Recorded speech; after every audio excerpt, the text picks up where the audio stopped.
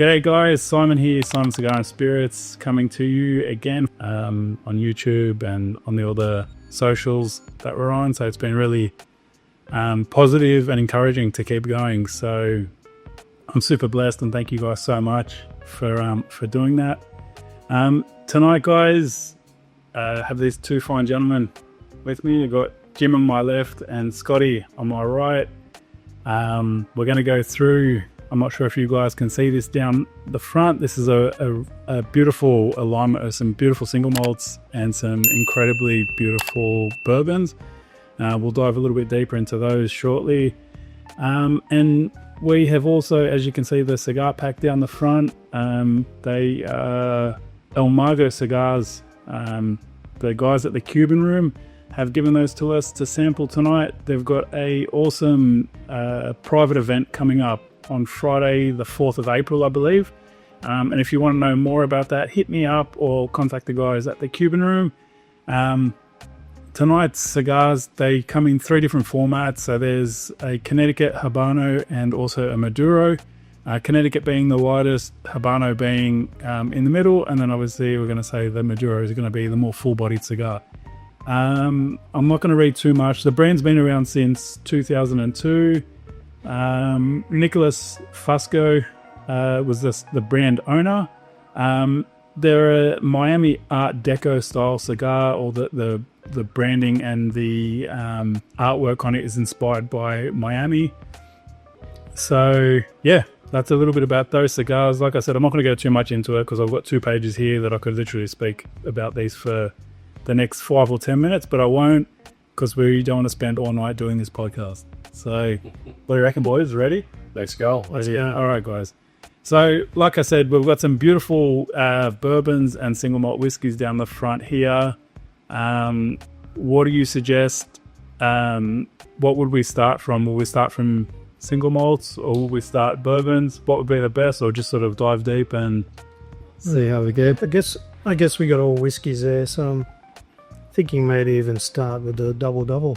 Yeah, right. Okay, going straight to the top. Let's go. Yeah. Okay. Nothing like starting at the top. Absolutely. All right, guys. Bear with us one sec. We're gonna get this bottle prepped, and we'll be right back with you. Hang tight. All right, guys. We're back with you. Scotty's gonna open up this beautiful bottle. Those Woodford double. It's extremely rare, very, very hard bottle to come by. I'm super humbled that we're going to be tasting this tonight. It looks absolutely incredible. The bottle that it's in is absolutely gorgeous. Just the appearance is absolutely gorgeous all round. What proof is that? Is that 94? 90.4, I think I said. First then, I'll get my old man glasses. Here we go.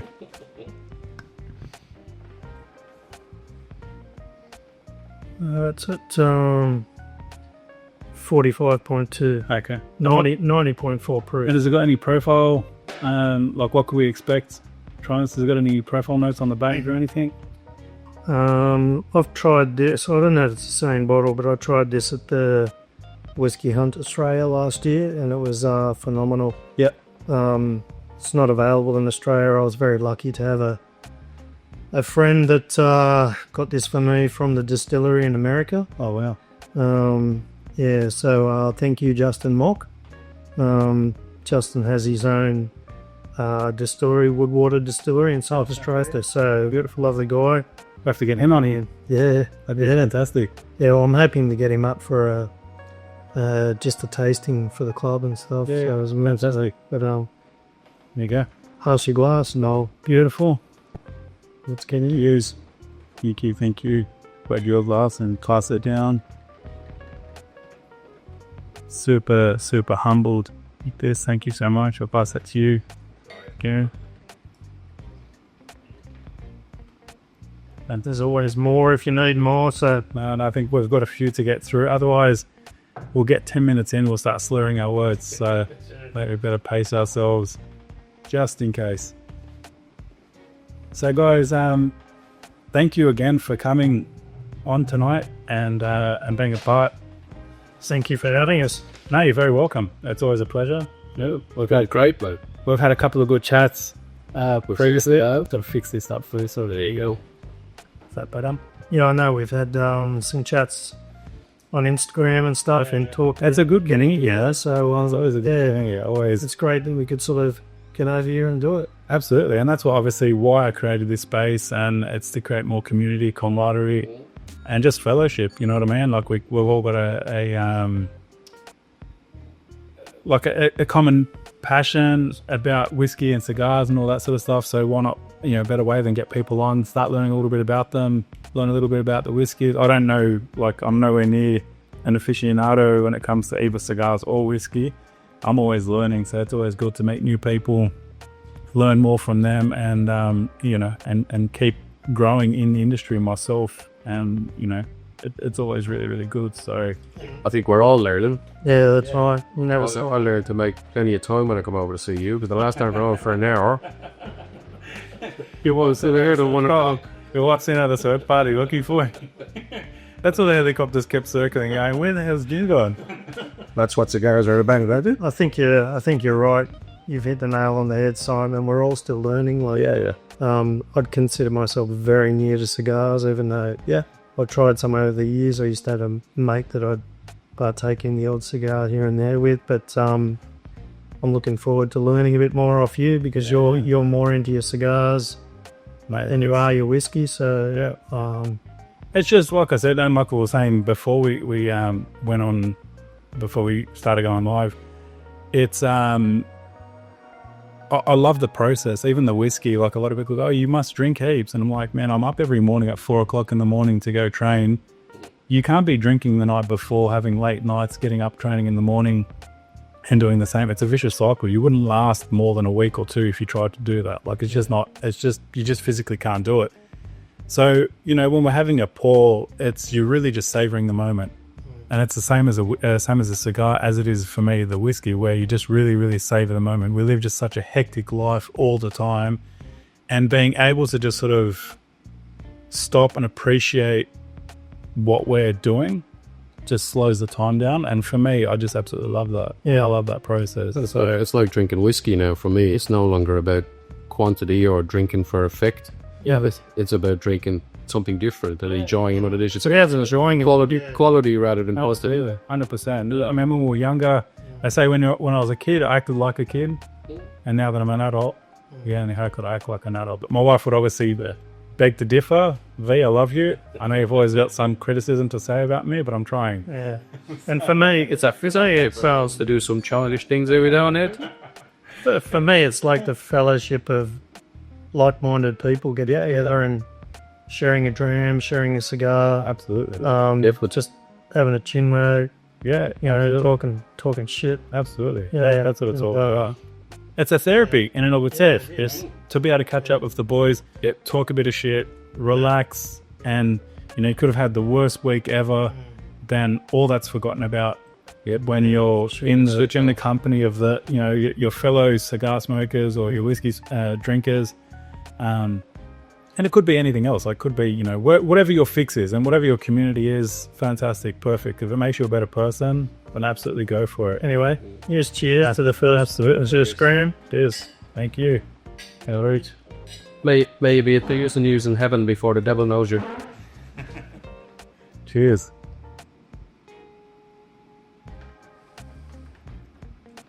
Oh, man. That's fantastic. That's a nice way to start. Absolutely. I'm just going to turn that towards your refraction. Lovely. There you go. I just thought it'd be a good way to start because it's so very different from all the others. If you could smell and taste this, honestly, you'd understand why I've got just an explosion of flavors happening in my mouth at the moment. It's absolutely phenomenal. I'm absolutely loving it. So thank you very much. That's extremely kind of you, Scotty. Before we dive too much further, I'm going to ask you boys a couple of questions. But I want to get these cigars for us. I've got a secondary cigar, which we'll see how we go with the El Margo. Perceives both seem pretty big. They seem like a Toro. So bear with me.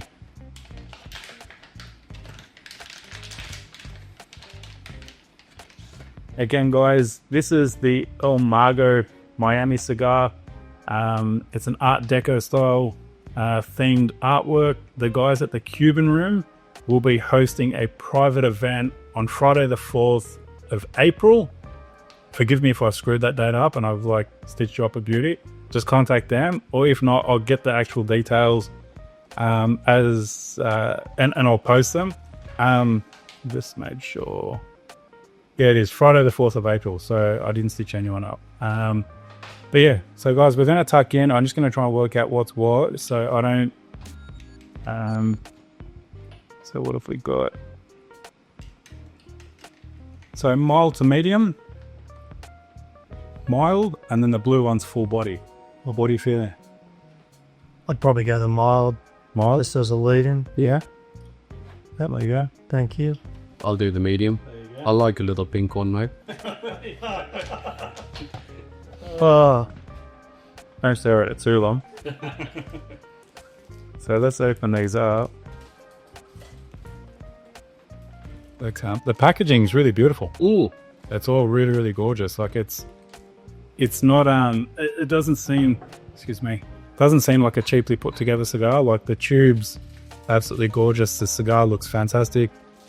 It's probably very unprofessional of me to take a photo of it as the host, but I don't care. It's my show, so I don't give a shit. Do whatever the hell I want. Don't tell my wife I said that. I'll get in trouble. Simon, what's the etiquette? Are you supposed to leave this little wrapper on the top where you take it off? Yeah, so you obviously this is called the footband. Just bring this up a bit. This is called the footband, which is the gold.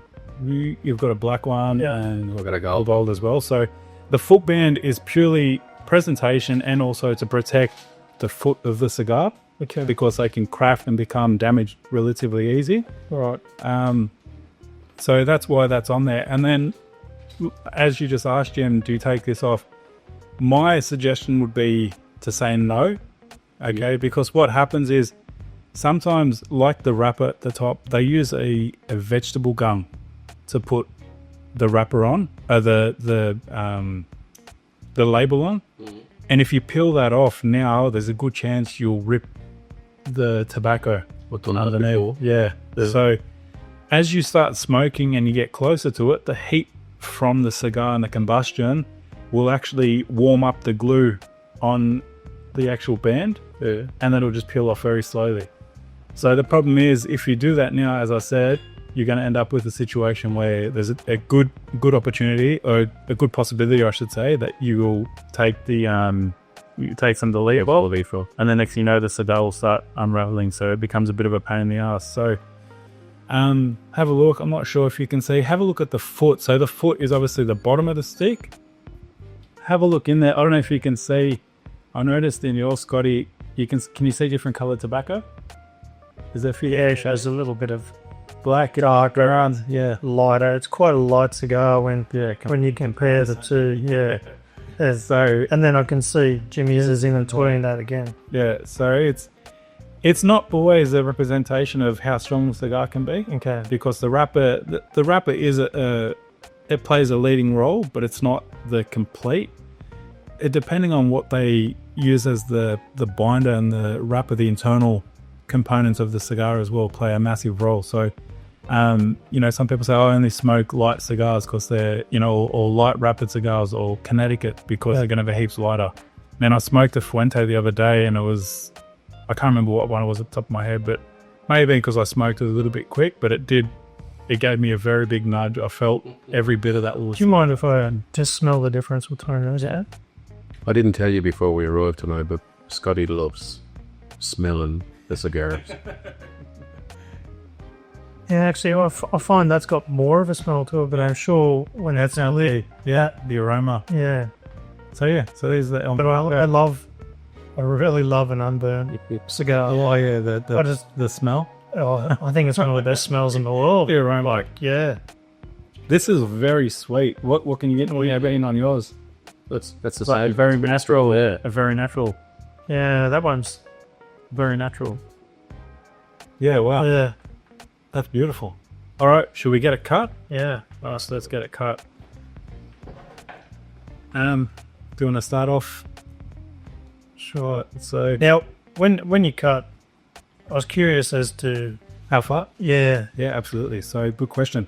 When you're going to cut, typically take, say 5 mil. See the first line? I don't know if I can say that. Take that first line off. Yep. That should be about enough. Typically what I will do, I'll just close the cutter on it. Is that, press those black buttons on the side. Okay, go. And put your finger inside. Yeah, definitely don't put your finger inside, especially not with these ones. This is my trusty Zyka. It's friggin', it's what they use for circumcisions. So. Can I say it is? Hope you like it. Did you get yourself a rabbi? There you go. Is that too much, or is that? I think it's all right. Good to go. You guys there? Thanks. So these look beautiful. The artwork looks really beautiful on this. Extremely excited again. Thanks to the guys at the Cuban Room for these cigars for us to sample tonight. And thank you, gentlemen, again. Thank you. I say thank you so much for this fine selection of whiskies down the front. I'm going to give this a quick snip. Now, I've noticed some people dip their cigars into what they're actually drinking. Yeah, so I started, I'm not going to say I started doing that before the community goes freaking crazy. It's all about how the cigar's been kept. Okay. And sometimes if a cigar's a bit dry and you don't have the best cutter, so I'm not saying this is the best cutter, but these hockey puck cutters are extremely sharp, really, really sharp.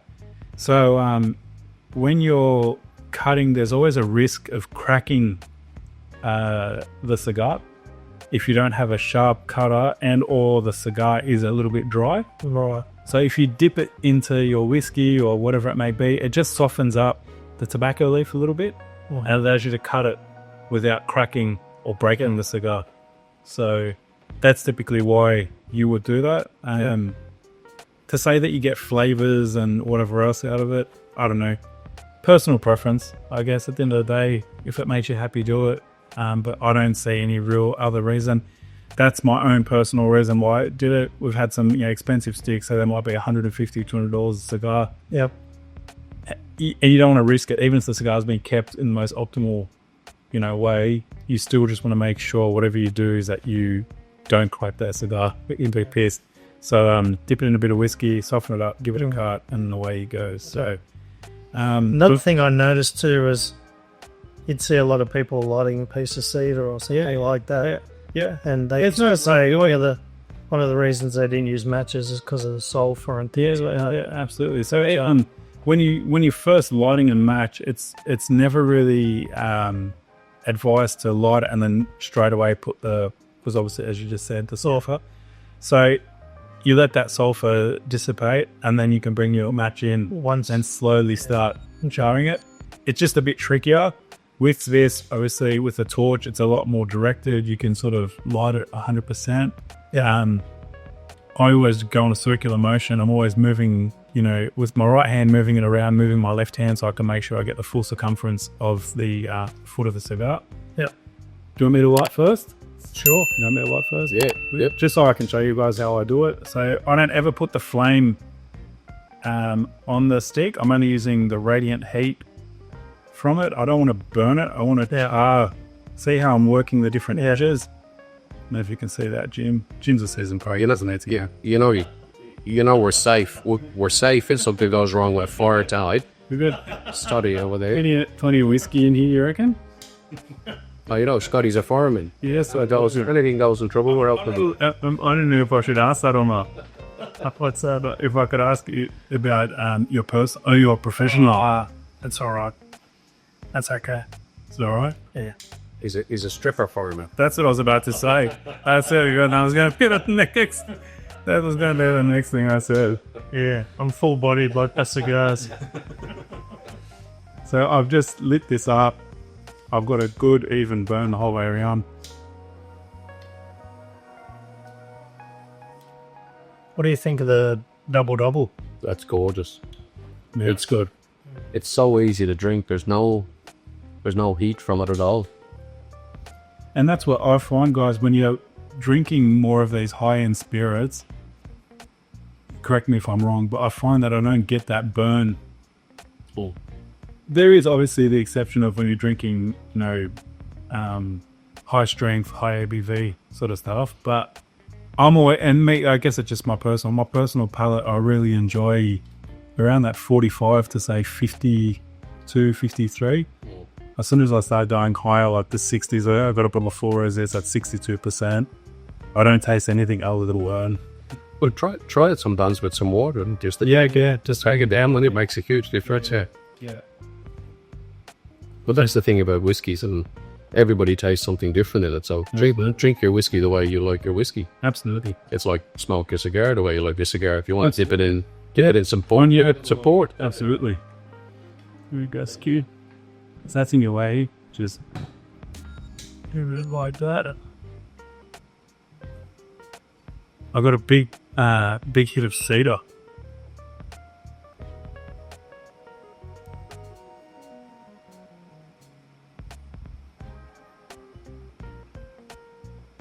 It's nice, tasty. What do you think, Scott?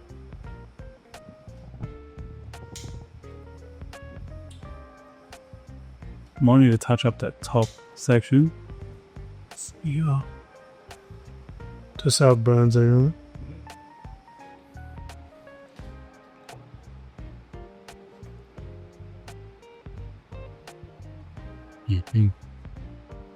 Aren't that lighter there, Jimmy? Yep, there you go. So you try and get it just hard up. So you just call that it's hard, yeah. So now I do it a puff. I'm going to hold the flame straight up and I'm going to point it at you. There you go. Getting it. You are lit. That's what he said last night. There you go. You're saying that's your fireman. I'm still finding it, I don't know what the word it is, but trying to find those flavours. Yep. Because it's all new. Like, Yeah. these style of cigars and stuff. And sometimes, mate, honestly, a lot of people say to me, oh, what flavours, what profiles you're getting at? And even in the notes that I had, when that's what I didn't reading, so say you get notes of cocoa, notes of cedar. I did get a big cedar hit straight off the bat as soon as I started drawing back on this. But again, it's very, very hard, especially at this time of night when you've had a full day of food, you've been eating, you've been drinking, and our palate's been tainted from all different sorts of things. To really start trying to pick up profiles and flavors can be extremely tricky. So, so it's very, very hard. You typically want to, if you want to start trying to pick up profiles of flavors, you would mainly just be drinking water. You wouldn't have eaten, or you would have tried to cleanse your palate just to try and be able to, dissect all those flavors and profiles, I guess. And even with whiskey, I guess it'd be the same sort of thing. So both. It's very easy to spot. It is, and it's not very overpowering. Like some cigars, you like go and go. Even this is saying that in the notes it said that this was a more full body cigar. It's still actually very, very tasty, very tasty. So thank you guys. I appreciate these sticks for us to sample for you guys. Yeah, thank you to George. It's always a hard sell when you have to sample something, isn't it? Well, so basically it is.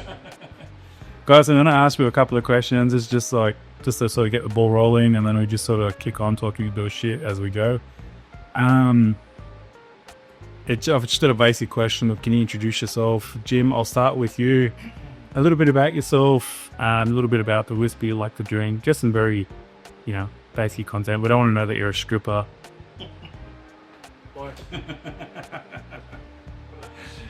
Yeah, look, I am Jim Finnegan, recently from Germany. I'm like Finnegan.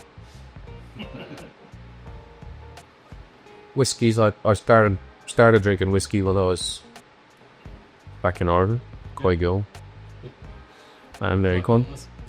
And now I just kept going. Look at the old. Drink quite a few. That's incredible. Especially when you bump into people like this guy over here who keeps giving you samples of all sorts of good whiskey. So it's great. That's how you get your portfolio to go. Exactly. And Scotty, what about you? Tell us a little bit about you. My name's Scott. Simon said before, I've been a firefighter for nearly 33 years. But my passion for whiskey started I guess, after a trip to Tasmania, and I did a bit of a whiskey tasting and had a walk around Salamanca markets, and the good old Nant whiskey used to have a stand there, and I think there might have been a Lark stand there as well. But that was my sort of foot in the door, and then also a Bruny Island whiskey house. Did a little bit of a sort of a tasting there, and maybe the rest is history, and the whole collection has grown exponentially. As it always says. Yeah. So, hence the name of my Instagram, Aussie Whiskey Collector. I sort of started collecting Aussie whiskies, like Australian whiskies, and tried to support, like Australian distillers. And I guess by gaining more interest and joining things like the Whiskey Club and other things, then you get a bit of a lead in for, I guess, international styles of whiskey, and then meeting other people is a big thing too. So I've now sort of got a fairly large fraternity of whiskey loving friends, and now sort of venturing into the other realms with cigars, and my friends Simon here and Jim. It seems to go hand in hand, I think, with so like I said, I really have a passion for whiskey. The cigars is something that's growing on me a little bit, but it's a good journey. There's definitely they definitely go hand in hand. Drinking a beautiful whiskey, and then obviously pairing it with a beautiful cigar as well. I mean, the thing about cigars or whiskey is that they're very similar. You sit down to enjoy a whiskey and you seem to relax. Yes, absolutely. Have a chat with somebody, and it's the same when you're having a cigar. You just seem to relax a bit more than you would. And that's that's what I was saying earlier. That's what you really want. You really in the fast pace that we live nowadays, just to do whatever we can, just to sort of try and slow right down. So it's it's beautiful, guys. I'm gonna just stop us there for a second. I've got my air purifier going crazy. You can probably hear it in the headsets. Guys, bear with us. I'm just gonna come back to you in a second. I'm just gonna turn this air purifier off. Thanks for bearing with us, guys. We're back with you. We just had to take a quick break and just fix up some stuff in the room here. Just had his hair and makeup. Yes, there we go. It was a late call in for the hair and makeup, but nonetheless, we got it done. Guys, I'm gonna ask you another question. What have we got here? What was one of the first whiskies or spirits that you had? Are we talking of legal age, or are we talking... I'll share a little secret with you, actually. It's quite a funny story. So, teenagers in Australia, often get together with their mates and they'll go out and get drunk at a very early age and learn a hard lesson. And one of the lessons we learned was one night, one of the first times we ever got really drunk, we snuck out. You had a bottle of port, a bottle of champagne, a bottle of Johnny Walker Red, I think. That already sounds like trouble. Yes. So here we are, all having a swig of all these different things, and not a good mix at all. And for a long, long time, I couldn't even stand the smell of whiskey after that. Right. Could not stand it. Like, even to nose it, I was like, no. Give me any kind of drink, but just not a whiskey. Which is quite ironic now to think that. It's usually rum. People usually say it was rum. No, the experience of like Bundaberg rum or something. We had a friggin' proofy mind as Bacardi. Yeah, it's the fighting man drink, they call it. Yeah. Oh my god. But so that was my first real experience with spirits. But so come forward quite a few years. My first whiskey that I really enjoyed was probably when I did the tasting at the House of Whisky on Bruny Island, because I actually tried some amazing Tassie whiskies and stuff, and I tried Sully's for the first time, and What were some of the others? Trapper's Hut, I was telling Ginny, and tried some phenomenal whiskies, and that was the year that Sully's won the world's best. Yeah. And so I was on the hunt for the world's best, and I thought they were going to send me a bottle of this French oak world's best, but what I ended up getting, because you look at the number on the bottle, I ended up getting one that won the best Australian whiskey 2015. It was their best single malt. Yeah. And Sully's actually made a special bottling which contained 3 of their really good whiskies, and that bottle was one of them. So I'm pretty happy that I got that bottle. I still haven't opened that yet, so I'll open that one day. And Sully's, you mean Sullivan's Cove? Sullivan's Cove. I don't know what Sully's is. Sullivan's Cove. So it was. Yeah. Excuse me. Correct me if I'm wrong. They were the ones that really put the Australian whiskey back on the market, back in the scene, or highlighted after they won that award. Yeah. So it really drew attention to Australian whiskey, and especially Tasmanian whiskey. Yeah. In general, but we have a lot of people to thank, and I think one of the real sort of pioneers is Bill Lark. Yeah, absolutely. Always hear that. And he's a lot of good. He's a good bloke. Jim and I were talking earlier about it, and I've had the pleasure of meeting Bill and having conversations with him, and that man's had his fingers in so many pies as far as distilleries go. And I heard that he's very, very forthcoming and helpful to other distillers who want to open up. Just reach out to him, and he's been very helpful. Yeah, definitely. The whole Australian whiskey market is like that. Everybody wants to see everybody else succeed, which is fantastic. Beautiful. It's such a good thing. It's very, very good, especially being such a niche market. But I guess there's a massive demand for it. The other thing too is back then there was only a handful of distillers, and he probably had something to do with most of them, in some way, shape or form. And those early distillers like your Casey Overing, your Bill Lark. There's a reason they call him the Godfather. Yeah, exactly. Yeah, so it just, he's like that big tree, and then all the roots growing off it is the industry we have today.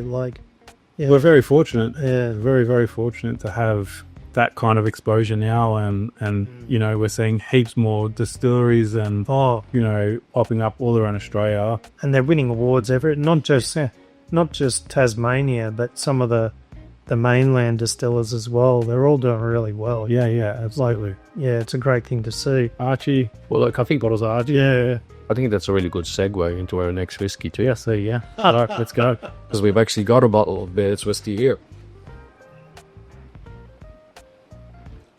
Very excited. This is the latest one from the Whiskey Club, which is a Lark. What is it? What's it say on the front? It's gone into a Seppelsfield 4 cask, so it's a very rare cask.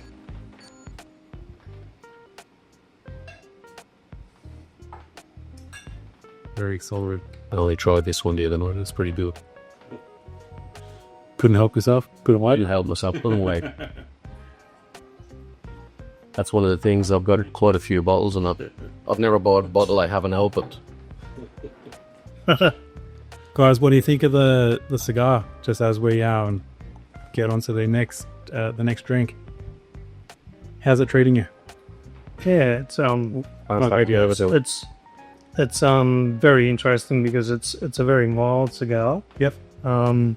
What was the other one we tried, Gin, that Simon gave you? At my place. Fantastic label on it. Leather Rose, I think. Oh, just ticking in the wrong one. Put it on the ashtray. Too much happening.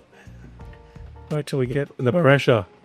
That what you just did there. You just created yourself a Churchill. That's where I go. That's what Churchill used to do. He used to make up and drink whiskey and water.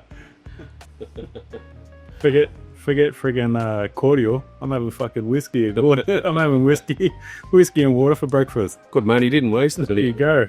There we go. All right, well, cheers on that. Again. Cheers. Yeah. Thank you, gentlemen. Straight Cheers. Here's the bit. Oh, absolutely. Wow. It's so different. It's actually quite funny because I was saying to Jim earlier when we were having a drink at his bar, and you've been to Jim's, haven't you? No, I haven't yet. I haven't been. He's only been over here. Great little bar set up. Love it. Because I used to comment about Jim and his Friday night card nights, and he's always making little cocktails and stuff. It was great. So I've got to went over the gyms before we came here and had a couple of drinks, so it was nice. But in our conversation over there, I was saying, because I was looking at his bottles, and I said, the difference between your place and mine is all your bottles are open. Yeah, right. So you're mainly collecting? Well, I'm doing more drinking now, so my thing is I like to have friends over that appreciate it, and it's great to share it. Yeah, absolutely. 100%. So, to be honest now, I think my thought pattern has changed on the whole thing. But, yeah, like I said, for me, it's more about the coming together of like-minded people and sharing a dram or two, and that's really good. Awesome. Yeah. I love that. Yeah.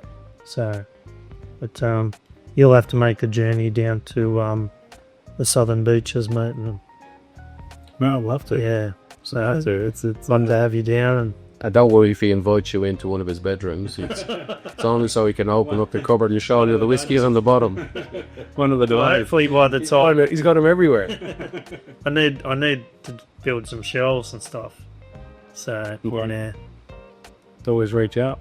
I made that was that shelving system there was just I saw a photo on Google, and I just looked at it. I was like, oh, I can make that. I just made it in like an hour. Yeah. So Like, seriously, it only took you an hour. You're gonna get a few jobs sometime, right? Like, literally it took me about an hour. So sprayed all the metal tubing so it doesn't change color or anything. It's all clear sealed.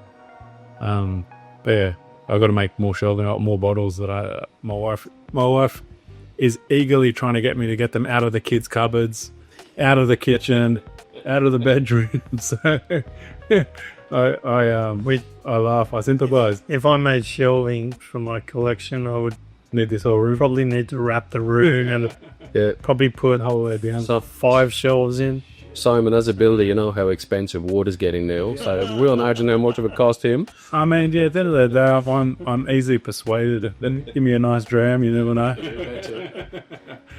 So, Yeah, and drams after we finish cutting. yeah, exactly. Otherwise, it might be a little bit, it'd be one of those effing Friday videos that you see on Instagram. Simon, some cigars, when you smoke them, you get a really That's aftertaste, or it builds up on your palate. This is quite easy. It's still quite fresh, and it's not. Mate, like I said, even this being the Maduro, which is meant to be more full-bodied, is really, really palatable. And I'm getting like a beautiful sweetness. I don't know if you guys can taste it too. I'm getting a beautiful sweetness on the, on my palate, which is actually really, really beautiful.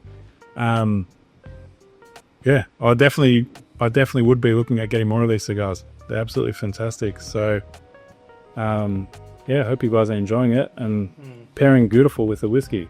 So the light's Yeah, fantastic. that's a nice whiskey, that one. I passed Very nice. I passed up on that one. Did you? Yeah. Mistake. It's never a mistake, really. We find a bottles in, or are you waiting to? well, that's the thing. You've only got so much money to throw around, haven't you? And storage by the sounds of it. Yeah, that's it. Yeah, it's I'll come and dig a hole into your house so you can, we can create already got a hole. a bigger one. It's called A bigger hole. that's called a garage. There you go. Jim, tell us, what was your sort of first whiskey experience? Something memorable? I always remember learning a valuable lesson in whiskey. It was the first time I went back. I moved to Australia when I was only 20 years old, and my uncle used to drink whiskey when I was at home. And I remember going back home for the first time.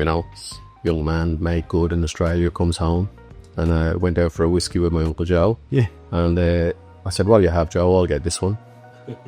I'm loaded, just back from Australia. And Uncle Joe said, "I'll have a whiskey and water." So I went up to the bar. I said, "I'll have a whiskey and water."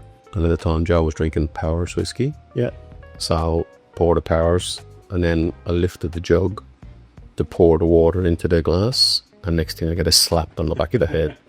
And it was Uncle Joe, and he leaned over and he goes, "Don't ever water another man's whiskey." So I learned the lesson. You're supposed to bring him back his glass of whiskey and a glass of water and let him water his own whiskey. Yeah, So that was my first lesson in whiskey from my Uncle Joe. there you go. Thanks, Uncle Joe. That's hilarious. I love that. I was when you said earlier, Scott, about the red label, I was laughing because did I send you the thing about the guy picking up the bottle of red label on Instagram? I don't think so. Was it? Yeah. He reached for the bottle of red label and then he started having all these flashbacks of like all this On the nasty things that might happen with you had a drink. waiting up, kissing a dog and all sorts of weird shit. So, yeah. That's why I was laughing. There's always something good behind it. All right, what can I ask you next? So just on that, Simon, just on the red label. Yeah. So, you know, you sort of can make jokes in the whiskey world about certain bottles and stuff like that, because Johnny Walker Red, it's a fairly worldwide, sort of very known brand. Not where you could sit at a top shelf or anything like that, you know, like that's very much a lead-in sort of whiskey. But last year at the whiskey show, the American whiskey show they had in Sydney, Yep. I was lucky enough to go along with some of the guys, and afterwards we ended up at Baxter's Bar in Sydney. Oh, yeah. It's very lovely.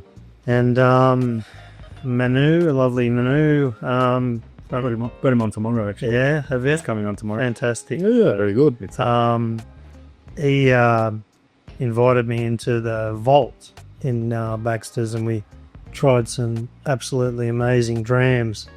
But then he said to the guy, "How about just a everyday sort of dram, blah blah blah." You know, like, so we went with and he pulled out this old bottling of Johnny Walker Red from the 70s. yeah, nice.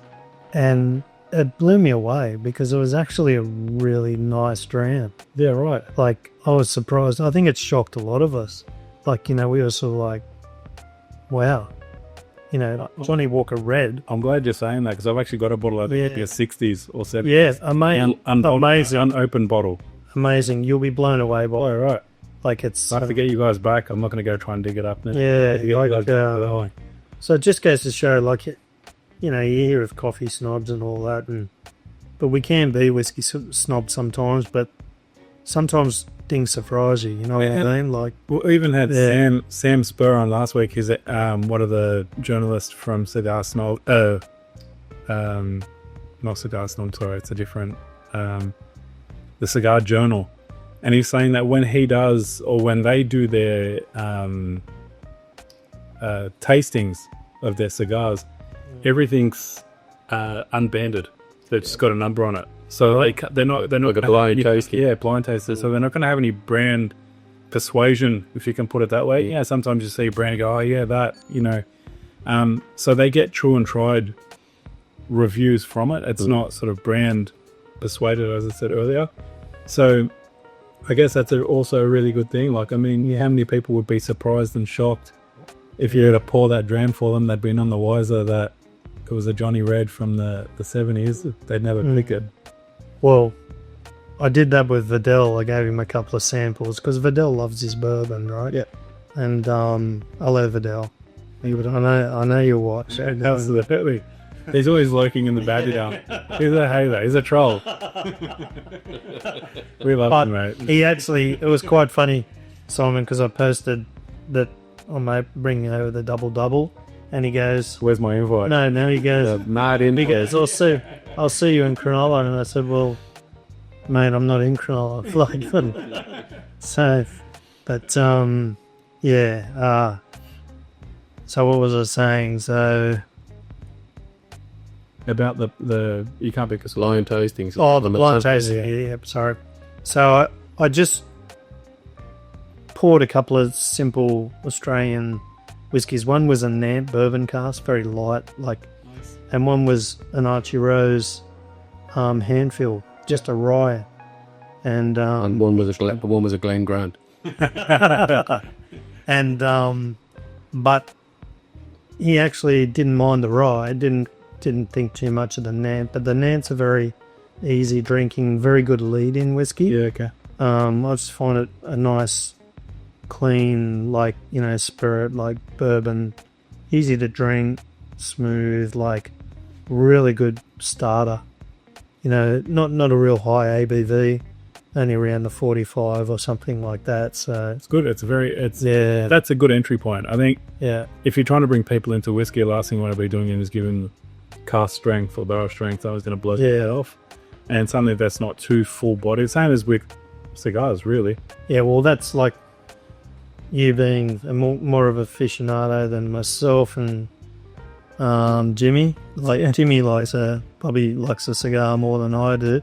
Has probably had a bit more experience, but I thought, no, that had to be order. Whereas, But I'm very curious as to how those would have been compared to this one, because I'll have to get another. I have to get another 2 packs off the Cuban Room, and then we can do an ask about. We'll swap them up. But that one at my place, I was blown away. The aromatics. The sugar on the lips. Yeah. Was that the rose? Yeah. And then the rose are What's the go with the sugar on the lips? It's just it's a sweetened tip. Is it? Yeah. So it is a. People reckon they don't like sweetened tips, but they do. Mate, that was unbelievable. It was like there was someone was putting sugar crystals on your lips or something. It's very, very well constructed. They're from the guys at Drew Estate, and they're sort of like pioneers when it comes to that profiled or aromatic style cigar. Their story is really, really cool. I won't go too much into that. Because we're just making these. But I was just yeah. But it's really, really interesting. But that brand or of Leather Rose, when people know that we've got them, have heaps of people hit me up, want to come catch up with me, come have a cigar, come have a smoke and try those, because they're really, really beautiful, really good. Again, we're talking about entry. They're not that's what Jen super complex, but the flavors of them are incredible. You'd consider this an entry. This is beautiful. Mm. Yeah, it's very easy as well. And not entry in the respect of it's still natural tobacco, but being the aromatic cigars are a lot more pleasant, or a lot more sort of inviting, if you can put it that way. Sometimes people might think that this is a bit too strong for them. So I'm curious, Simon, what sort of cigar you like? What I like? Yeah. Oh man, that's like. Do you like a more full body, robust? It depends. It really depends. Honestly, on the day, if I've had a full, a stressful day or a big week, I want something with a bit more punch or a bit more balls to it. And then there could be, it could be different times of the day as well. I'm waking up in the morning, and I'm fortunate enough I've got to see about 3 kids, so it's very tricky to try and get a cigar smoking in the morning. But I don't want to be smoking nothing too full-bodied. Yeah. First thing in the morning, it's going to blow my head off. I'm not going to feel very good. I probably haven't eaten much at that point in time, so I'm not going to feel too good smoking it. So cigars are one of those things that you can, I always say, people hit me up saying, what's the best cigar to smoke? And I'm like, man, that's a really open... When it's whiskey, there is no... I can't give you that answer, because it depends on your day, it depends on, who you're with, what you're doing. People always say to me, Simon, can I get some advice off you on a cigar for a wedding? And I'm like, get the smallest, cheapest cigar you can get. But they're like, why is that? I'm like, because your wife will fucking kill you if you walk away for 2 hours trying to smoke a cigar. Yeah. You know what I mean? Yeah, like I said, it does take time, doesn't it? Yeah, absolutely. And I mean, if you're out and walking a Churchill, a Churchill's a perfect example. Yeah, there's massive 2 hour smoke. Yeah, easy. Yeah, 100%. And it's one of those things that. So like I said, it's a very open-ended answer from my perspective. weather permitting as well. If it's 40 degrees outside, Okay. I don't want to be smoking anything too full body because I'm going to have like that big nicotine hit. I'm going to start getting hot and sweaty. You know, try and look for something a little bit more mild, or I don't know, even aromatic. Like, yeah, aromatics for me have got their places, like the leather rose or the acid cigars. You know, some people sort of frown upon them, like we were saying earlier about like the Johnnies and those sorts of things. People tend to knock those sort of cigars, but you know, at the end of the day, it's whatever you enjoy, whatever you find. And it's like whiskeys. You drink different whiskeys in different environments. You know, like you said, you have an early morning cigar, and I like a nice light whiskey before breakfast. yeah, absolutely. I don't know, every morning. Guys, if you ever get the opportunity, look up the Churchill Challenge on YouTube and you'll piss yourself laughing. I think it's that one of the whiskey crews do it. And they literally drink and smoke cigars how Churchill did. Oh, and I think he smoked like 9 cigars a day. And he started I think he drank like half a bottle of whiskey a day, or even, and then don't you'd have to look it up, but I think like something stupid like 6 glasses of champagne. And they got to like 3 o'clock. Bowling stuff.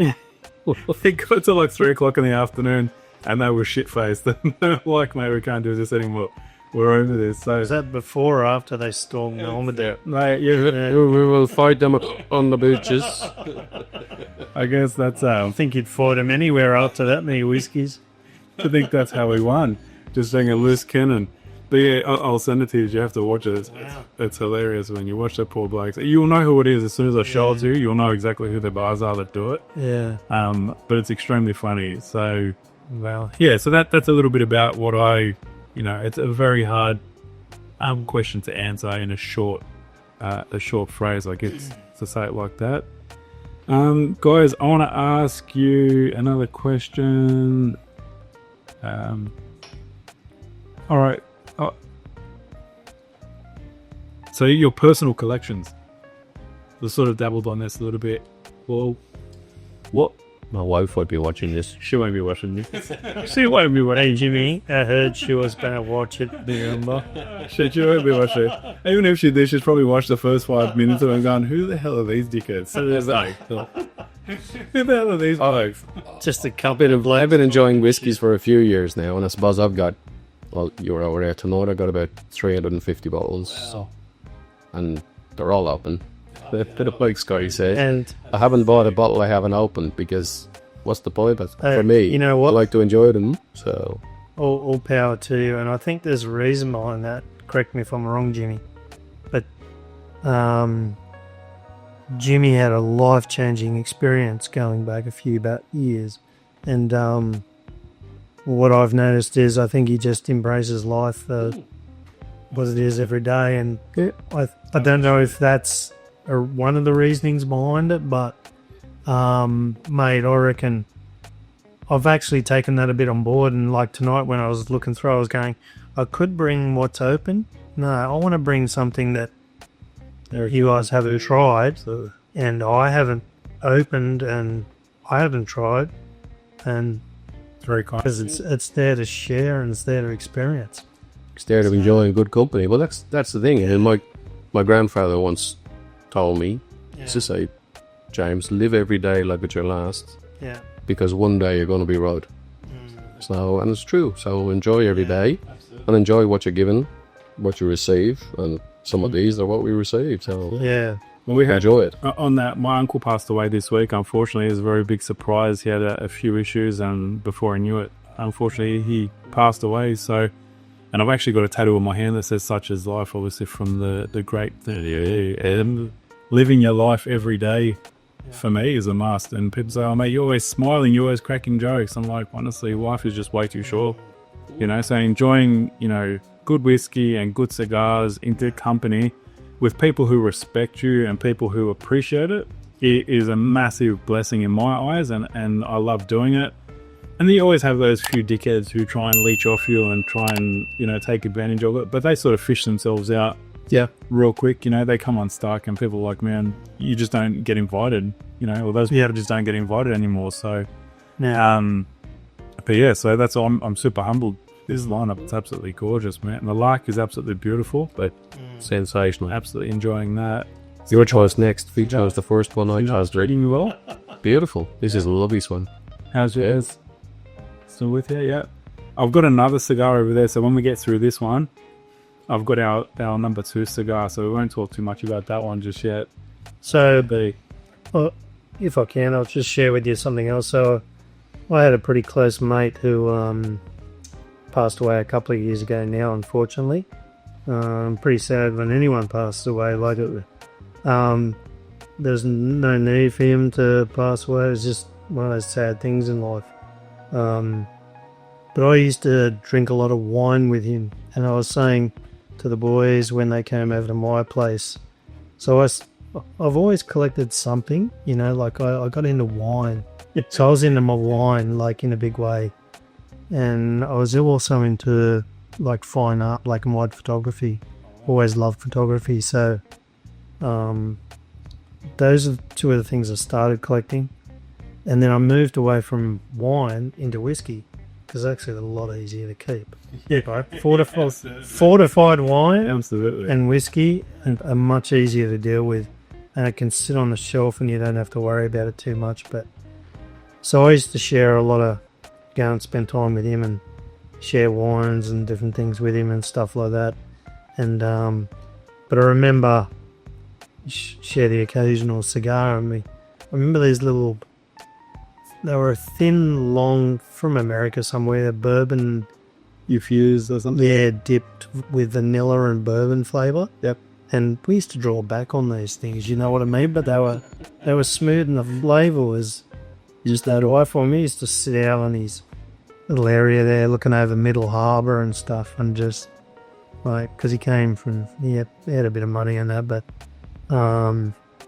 yeah, just had this lovely aspect. Just used to love going and catching up with him, but just these little cigars and just sitting here having a cigar with you, just sort of evokes some of those old. It's really funny how they do that. Like, cigars are those things where they really stimulate memory. But I still find it hard not to draw it back.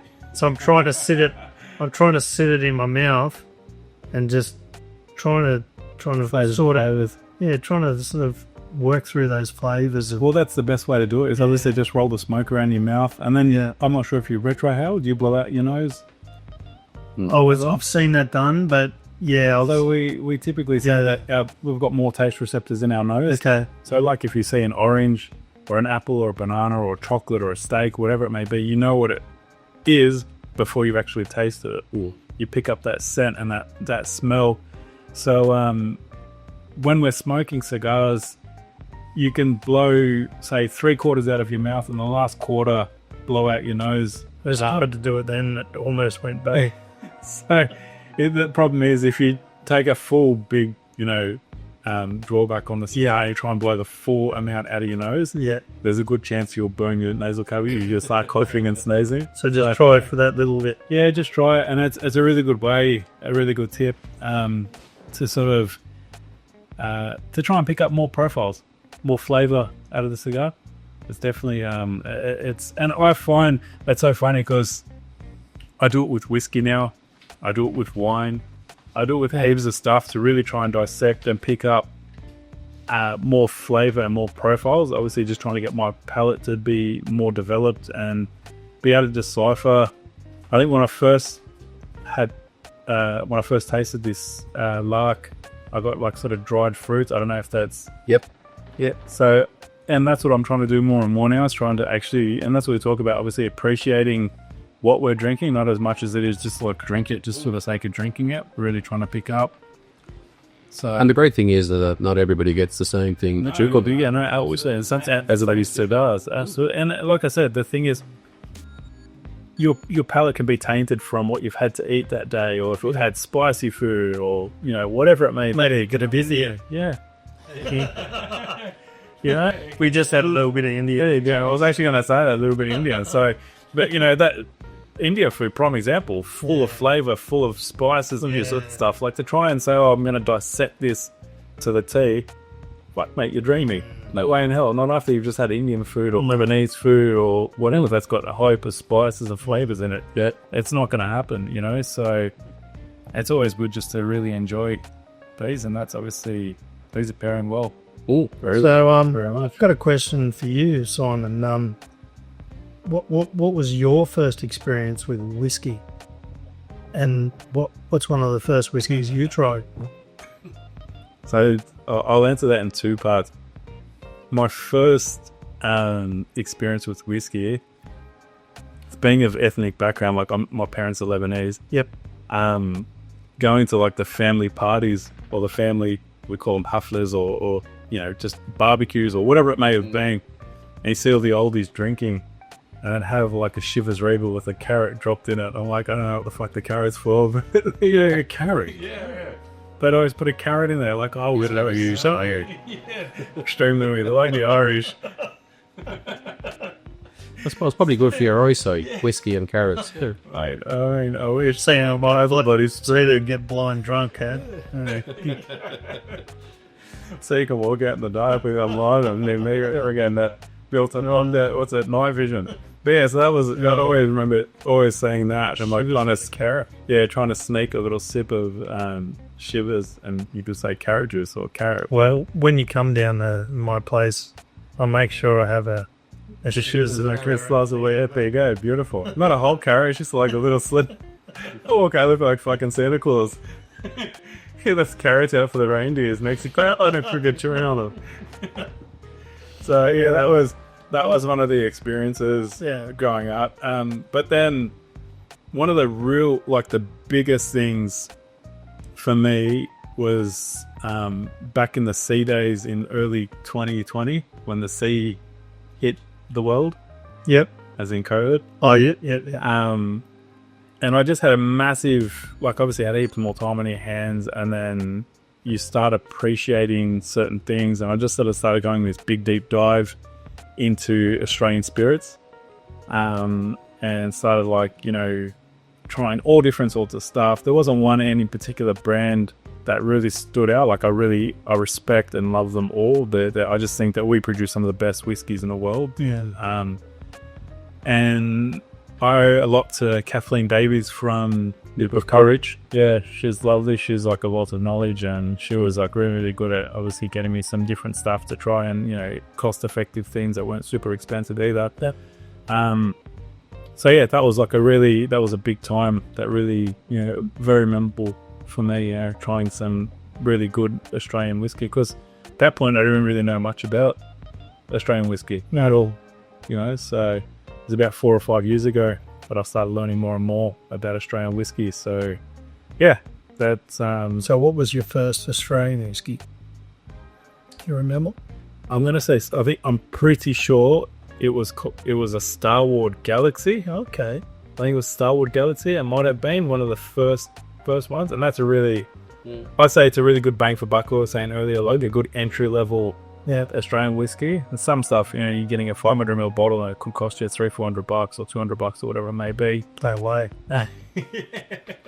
So, when you're getting a 700ml bottle for $80 or $100 or whatever it is, it's a little bit more palatable for people who are only just getting in. Yeah. Once they're addicted to the hobby of collecting bottles, then the price point becomes second. But we're so lucky in Australia because there is some fantastic whiskey there. Yeah, it's amazing. Absolutely. Morris and Archie Rock and Nan and Sully's like... And like you say, I don't know how they manage it sometimes, because they are fairly big, and a lot of those companies are now being bought by your Diageos and your different big players in the market. But a lot of the independent sort of... They're still reasonably sized and got good names to them, but the taxes they have to pay, like the Australian government, I'm not going to get into that. Yeah, don't. But because that's a whole new can of worms. I'll down for you. That's a whole different show. Yeah, but it's amazing because that's the thing that really cruels our whiskey industry, for the reason that that would be so much more affordable to everyone if that wasn't the case. Well, it does take some amazing Australian whiskies out of some people's reach, because it is expensive with the taxes we have. And that's why I'm happy to share. Like, I'm not going to bang on that how much they are, but yeah, you're dead right. Like a lot of Australian whiskies, the price point compared to what you can get from overseas, Yeah. yeah, And it's because, I guess, and mass produced like they're, you know, like some of these bottles, I can imagine if I picked that bottle up, yeah. the Nant, is it Nant or Hobart? That one was a collaboration between Transportation and Hobart Whiskey. So that was, yeah, it's a, So I'm saying that That's really the next one. 100 bottles, 120 bottles or something made. of that. So I think there were several hundred. That one was done for the Whiskey Club, but the one we're trying tonight is a special car strength. Yep. So got that through Johnny Holton. Yeah. John Holton, Transportation Whiskey. Thank you, Joe. You know, and I'm paying for these out of my own pocket. I don't get any endorsements or anything like that. I'm not really, you know. You do get the odd T-shirt though. Come on, Freddy. I do, and thank you also to the guys at Warbs. Scotty's got the best collection of whiskey T-shirts in the world. But yeah, so yeah, I think actually That's what I was say. When I was going to say, let's try because that's a cask strength. So how about we try the French oak? Yeah. We'll crack that. We'll try that because that's a little bit lower ABV. Yeah. While Scotty's doing that, I was just going to say that, you know, the reason why I believe as well some of these bottles that may be out of reach, you know, when you're looking at the numbers of bottles, sometimes there's only, you know, maybe, well, there you go. So this is bottle number 23 out of 65. So that's, again, why they're only getting a small amount of production. So, you know, they obviously got the angel share, which means that, you know, they're losing a percentage of it. Yeah, Paul. You know, a percentage of evaporation. Thank you very much. Oh, thank you, Gin. So I believe that's another reason why, you know, because they're only getting small production. When you're talking about some of the overseas players, they could be, they're mass producing. Yeah. You know, so when they're producing stupid amounts of bottles or much larger amounts of bottles, they can afford. Well, there's some distilleries in Scotland that have got millions of barrels Shit. in storage. Saying that. Yeah. It's bros are out. That would be insane. I've heard some crazy statistics about some of the Scottish distilleries, and they talk about, you know, we might have more distilleries in Australia, that the volume collection of bottles, the volume of whiskey they're producing, like their stills are huge, like thousands and thousands of litres of whiskey every day. And like a guy like I just can't think of his name now, from Nonsuch, he's got this small still, sort of almost like a backyard setup, smaller barrels, producing some really nice whiskey. Like the first time I tried Nonsuch was I did a little whiskey tasting in Bicheno on the east coast of Tasmania. Now Bicheno is now famous for Warbs. Yep. Because Warbs has made their home there and they're doing great things. But yeah, Nonsuch I tried, you know, and it was really nice. So they also do gins and stuff like that as well. Gin's beautiful. Yeah. It's a very, for me, gin's a very summery. Yeah. It's right up. But some of these guys, like, they struggle to keep the price down because, you know, look, the volume isn't great. Yeah. You know, added here. Yeah, so I hope you enjoy this one. Anyway, cheers. Cheers. Cheers. Cheers.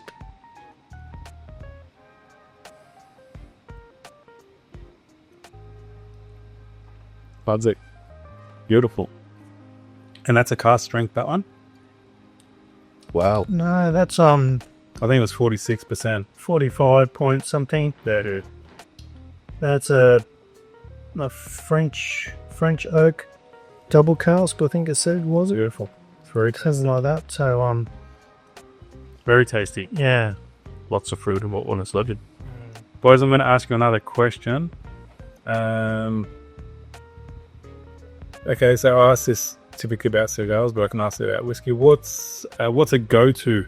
What's a safe go-to, or something that's in your high rotation? So something that you can grab relatively easy and just be sure that doesn't mean if you had a shit day.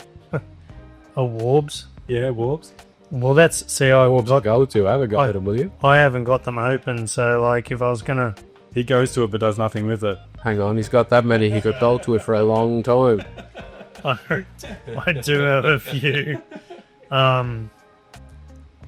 But I say, like, if you're gonna go cigar, you're gonna go something you enjoy, right? Yeah, absolutely. So, How do you know you enjoy it if you haven't opened them?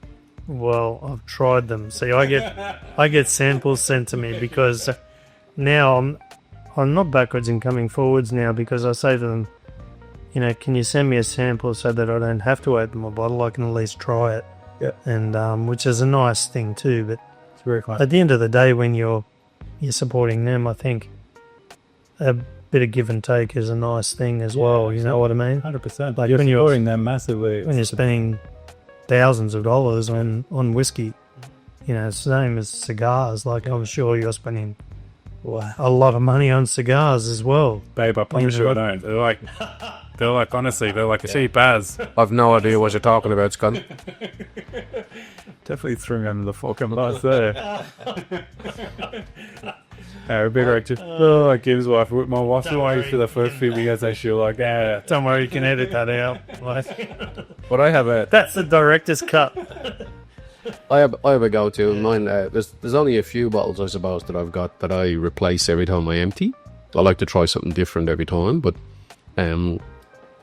sometimes when you come home from work and you just want to have a nice drink and you know it's going to be the same every time. I have a Jameson Black Barrel. Okay. And that's my go-to. Nice Yeah. big block of ice, and Yeah.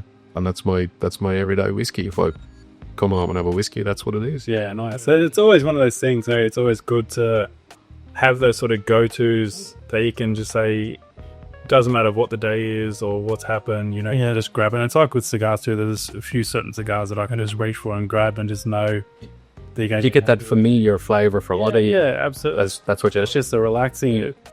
I'm going to ask you another question.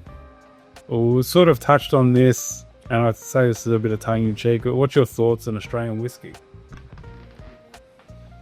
What do you say? Where? Yeah, that's what I said. It's tongue-in-cheek. Directed at Vidal.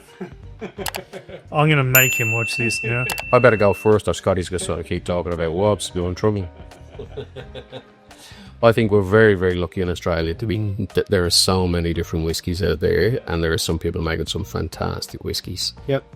All around Australia. There's some from up in the Gold Coast, Byron Bay, all the way down, all the way down to all the way down to Tassie, and they're all different. That's the great thing about it. Wild River. I'm a massive fan of Wild. Oh yeah, up Tully way, I think they are. Yeah, Innisfail, Tully way, up that way. Beautiful, man. They produce some incredible stuff. Vic actually introduced me first to those guys, and I absolutely love it. It's a really Mate, even just up the road from us here, and on the Central Coast, you've got an Amber Lane. making some lines next to Yeah, Rod and what's Rod's business partner's name? Yeah, two unlikely guys. An accountant and A lawyer, a lawyer. That's it. ex-lawyer. You need to be drinking Join. whiskey if you're a lawyer. Yeah, they make some lovely whiskies. Yeah, absolutely. I think I got one of the bottles from the Whisky List. Is it Whisky List?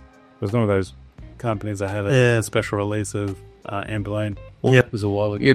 You've got a Tim Boone up there on the shelf as well, and Josh down in Tim Boone Distillery Railway Distillery, just behind the 12 Apostles on the Great Ocean Road, and they make some fantastic whiskey. Yeah, we're very fortunate. I believe, like I said, I don't want to sound biased, but I honestly believe wholeheartedly that we do produce some of the best whiskey in the world. Absolutely. The evidence is there. Yeah, absolutely. That's how the evidence is there. It certainly is. I was just about to tap that. It's okay. I was going to say it. We were talking about shirts before with Jesus over there on hiding in a corner. He's still looking at me. Yeah, he saw that, Scotty. He did say that. He sees everything. Absolutely. But I'd say I've always wanted to get a shirt made up that says, "How do you keep your ashtray clean?" It says, "Ashing yourself." So it's the yeah. So what was your take on that, Scotty? What would you say? Sorry, just So in the Australian whiskey, so what's your thoughts on Australian whiskey and where we're heading? We're in a good place. yeah. Well, like I think we're in an amazing place. You know, you just look at the last whiskey awards and stuff like that. Like every year, Australian distilleries are just winning more and more awards and getting like worldwide accolades for what they're producing and recognition. But not only that, it's the people in the industry. Yeah. You know, like I know a lot of people, I'm not going to mention names, but there's so many names there that are getting recognized for their contribution towards the whole industry, and I think it's fantastic. Yeah, absolutely. And they're great people. Like, I've made, deserve it. yeah, they work hard. They're good people. They help you out. Like I've made some incredible friends in, you know, just the whiskey circles, and it's amazing how many of them know each other too. And I think it's a fantastic thing. So It's a good reflection on Aussies. yeah. There's a great sense of Yeah. of friendship or support. Yeah, in the exactly. industry. Everybody Yeah. wishes the best for everybody. Absolutely. Yeah. I want to see them get up. Yeah. Because at the end of the day, if they're down, or you know, like it means the industry is going down. So if they're all flourishing and working together for a positive outcome, That's right. you know, it's going to be much better. It's a We great spoke thing. earlier about Bill Lark and his impact on the industry, and they released a whiskey, must be a year ago or a couple of years ago, and through the club, and it was called The Rising Tide. And the reasoning behind it was the rising tide rises all boats. So it's about lifting everybody up through the industry. So it's not about one making the industry, it's about supporting everybody in the industry. But I guess that's what I know I've got a bottle of that, Jim. You know why? When I was standing my bottles up today, I noticed I forgot. that's funny, because But the difference is, I had a bottle of that. It's always, there's always more there. who knows where to come from. That's it. But it's good, like you're saying, like, you know, that it is a perfect look on the whole Australian whiskey. Like now that we've had these few major brands that have got big recognition on the world scale, now people are looking at all the different distillers in Australia, because shit, we've got a handful of really good ones. There's got to be more here, and that's what we're seeing more and more of. A lot of people winning, you know, gold awards or double gold or platinums, and you know, in the whiskey, you know, shows and all sorts of stuff. And it's really, really good reflection on what you guys are doing here. Well, oh, sorry, Jim. I was going to say, without a doubt, there's and there's some fantastic whiskey out there that hasn't won awards yet because they haven't entered in some awards, but they're making some fantastic whiskey. Yeah, absolutely. And there's still people that are opening distilleries, no matter, you know, with all the stuff that's going on and the higher taxes, they're still having a crack. Ooh. And like I know a friend of mine sent me some samples. His name's Steve Irwin, right? So yeah, Steve Irwin's still out there. He's making whiskey, yeah. Like He's like Tupac. he's living with Elvis down in Tasmania. And Tupac. That's it. Two backs in the background, just humming away some tunes. Yeah, right. But no, he's just starting out, so he hasn't bottled his first release or anything yet. But it wouldn't be too far away. But yeah, he sent some samples and had a try of that. So yeah. All right, guys, we're back again. This is the joys of We've killed one battery. the joys of recording. I'm still learning as I go, so don't crucify me. We had a few technical issues with the camera, and we had to get some power to it. So we're back now. So just your thoughts on that one. Did you guys enjoy that? Absolutely sensible. Because that's the first time you've ever tried that one, isn't it? That's Absolutely. gorgeous. Yeah, it's absolutely so beautiful. no, I'm glad you like that. They all bring something completely different to the Exactly, party. and that's what I wanted. I diversity. I bought 3 that were completely different, Yeah, and that's what I wanted. and they're all bourbons. Sorry? Are they all? They're all bourbons. No. That's the only bourbon. Yeah. I just wanted to start with that one because I wanted you to appreciate it for Yes, what absolutely. it was. Yeah. Because all the rest are all whiskies. Yes, yeah. Whether it's whiskey with a Y or whiskey with an EY, as in the Irish. Irish like to use EY the same as the Americans, which was a funny thing. But the Australians have sort of adopted the Y. So, but then again, I think Johnny Holton, I think he does the EY, but I think I'd have You know to why have, the Irish use the E, don't you? It's just because of the little extra. E for extra. No, these have been beautiful. I'm enjoying the cigar, Mm. and I'm definitely enjoying these drams that we're having. So it's very, very kind of you guys. Thank you so much. And I'm loving the chat. Learning heaps about Australian whiskies, which I've always wanted to do, and getting to sample some of Australia's finest. Talking about some, we talk about brand recognition. The brands are getting some recognition. Not that too many people will be watching us, but hopefully one day they'll see it. And but yeah, it's a beautiful assortment of different Australian whiskies. And like I said, I'm super patriotic. I'm on a big bourbon kick at the moment. Oh, okay. I absolutely love bourbons. Yeah.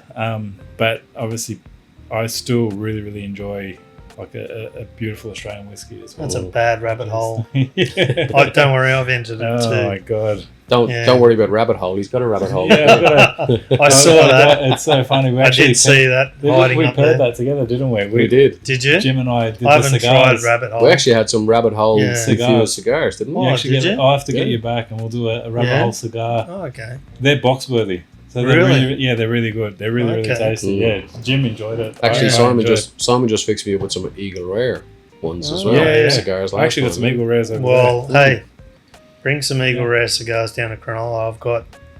I know I've got at least one barrel pick of Eagle Rare. That's the cherry cola fudge or something. Oh, wow. We'll go past my place on the way home. I'll give you one. Oh, no, I've got some here. Those Eskies at the back aren't just for my lunch. They're actually full of cigars.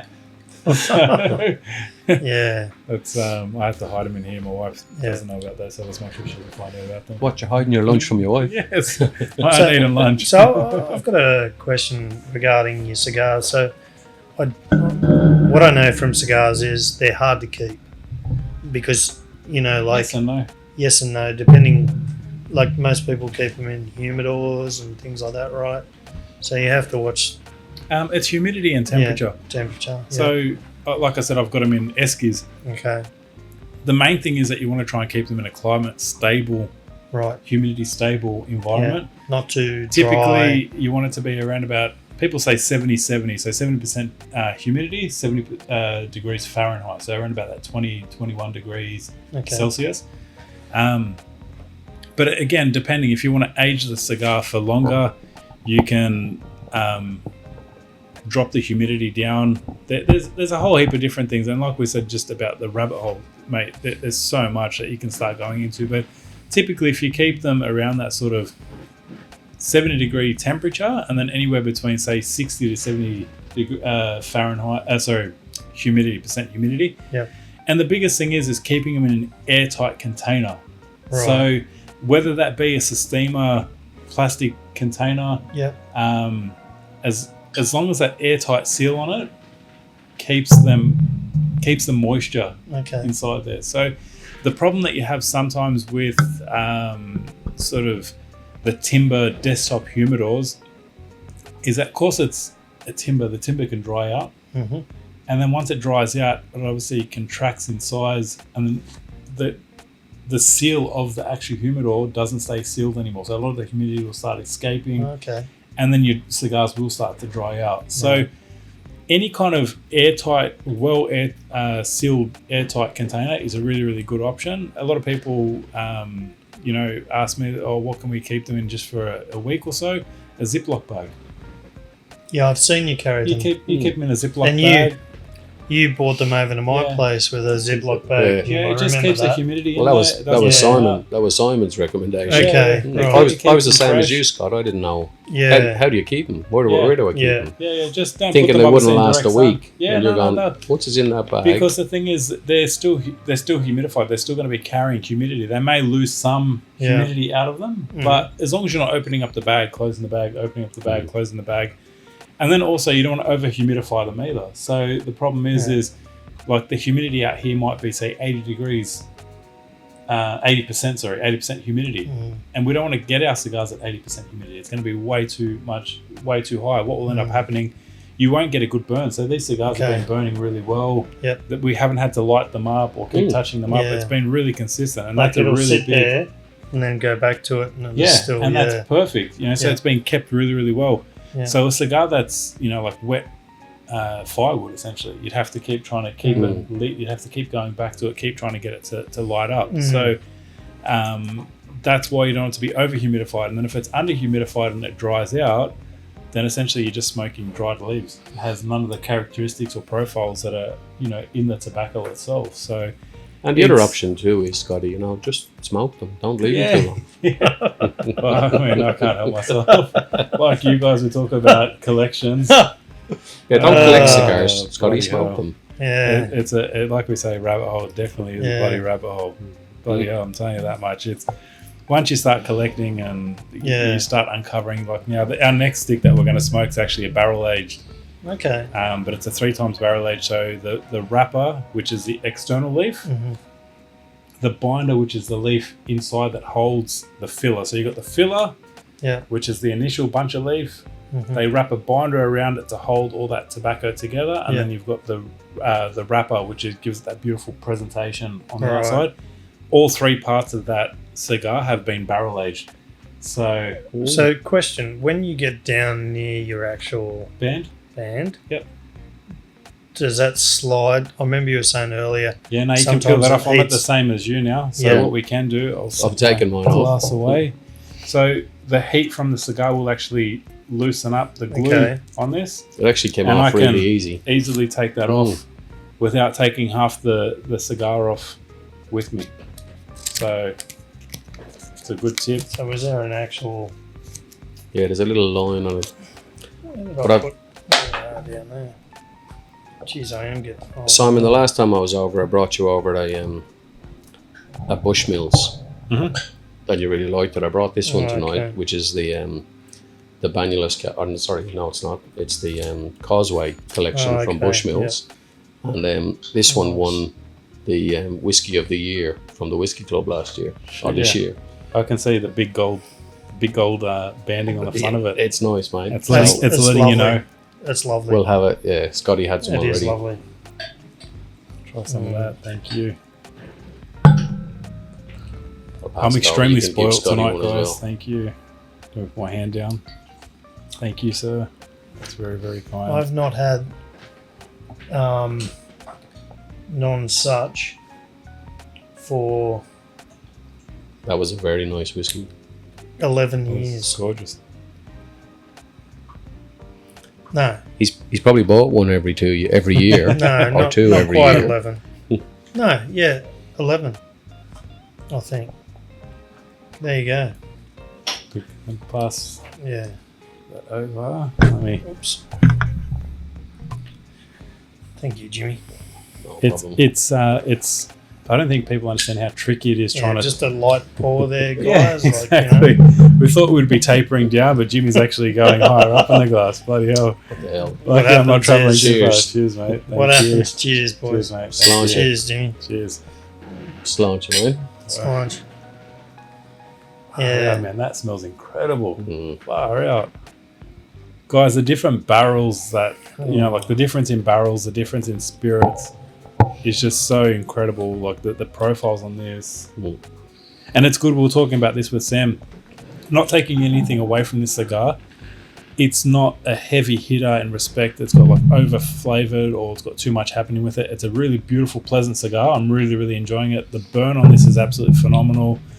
The draw on it is absolutely phenomenal. I've had really, really good can't say nothing bad about this cigar at all. But I haven't had to touch it up. It's been smoking an absolute treat.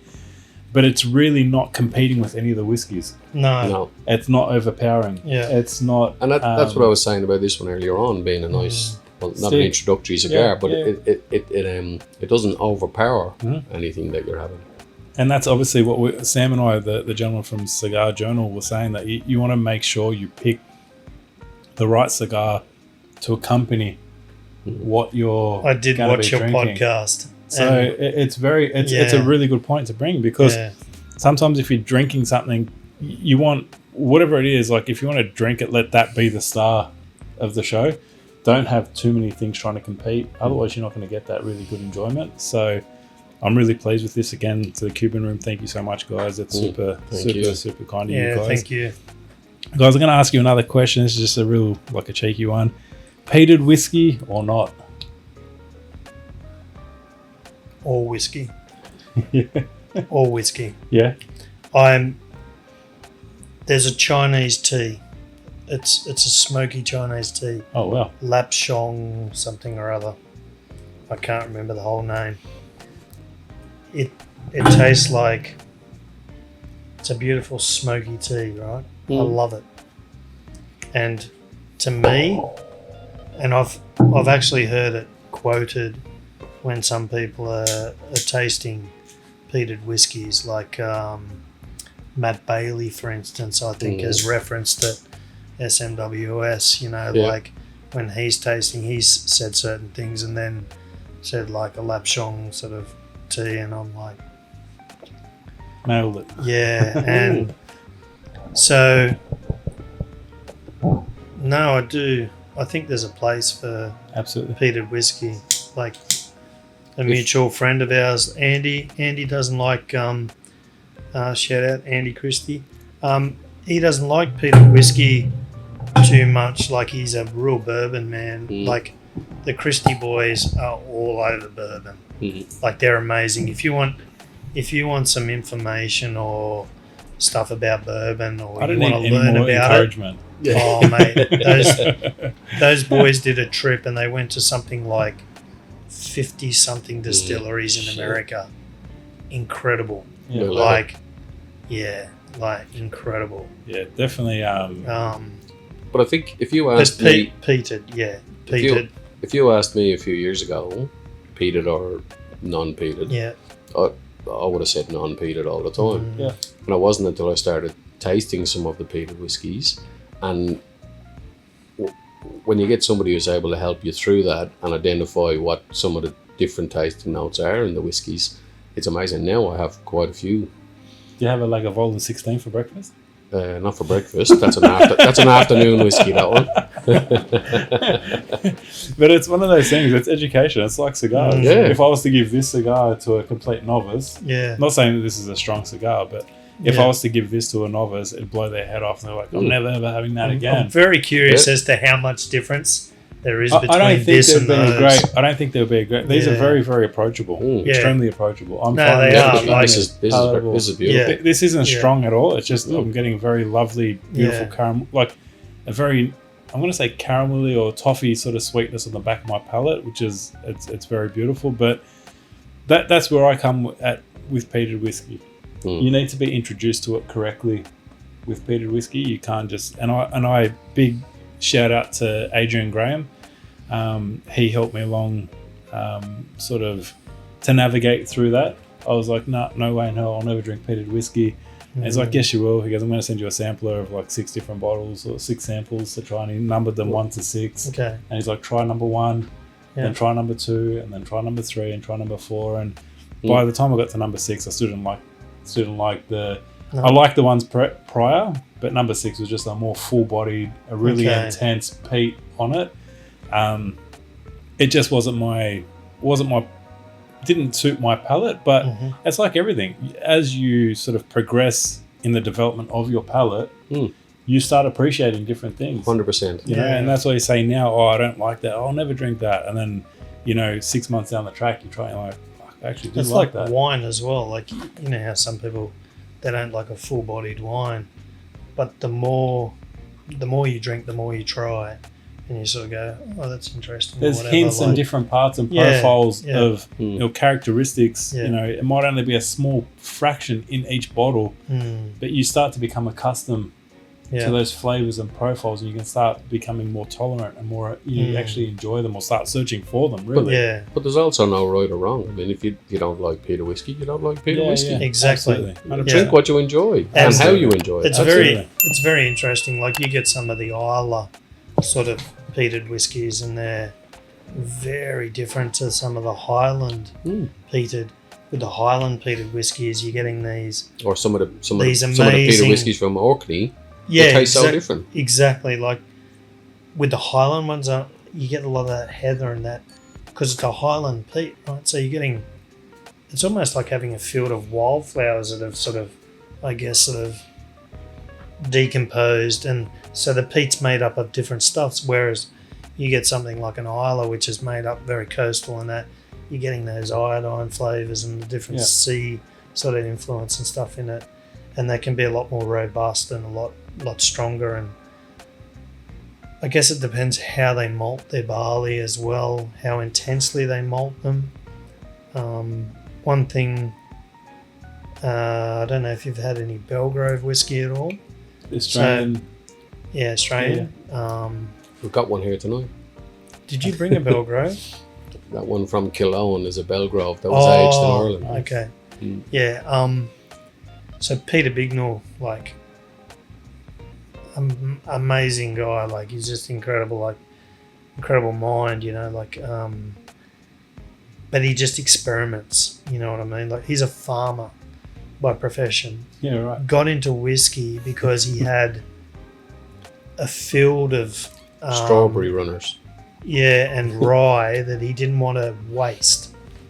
So he goes, what do I do with it? He used to grow strawberries, right? Strawberry runners. That was his business. And he used to grow rye around the strawberry fields to protect the strawberry runners. What? And the strawberry runners got a disease one year, and he goes, the strawberry crop was gone. So no income that year. And he goes, what am I going to do? He goes, all I got left is all this rye. So we went to Bill Lark and he said, do you think we'll make whiskey out of this? Bill says, yeah. All right, so he went, he goes, but I'm not making it for you. You have to make it yourself. Shit. So he went and he made his own still out of some old copper he had around. And then he made a whiskey from that rye. Bloody And hell. that's how he got started. That's He's unbelievable. Yeah. Yes, it's I don't know if amazing you've been to stuff. Tasmania. No. You have to. Yeah, right. And if you ever do go down there, let us know, because pointing in the direction of some people you have to meet, and one of them is go and see his setup, because you just look at his setup, and then you go to somewhere like Callington Mill, which is like they've spent millions of dollars on it, and it's like John Ibrahim. It sounds like that with the name. Yeah, like no, Callington Mill it's the most amazing setup like that you've ever seen, but it's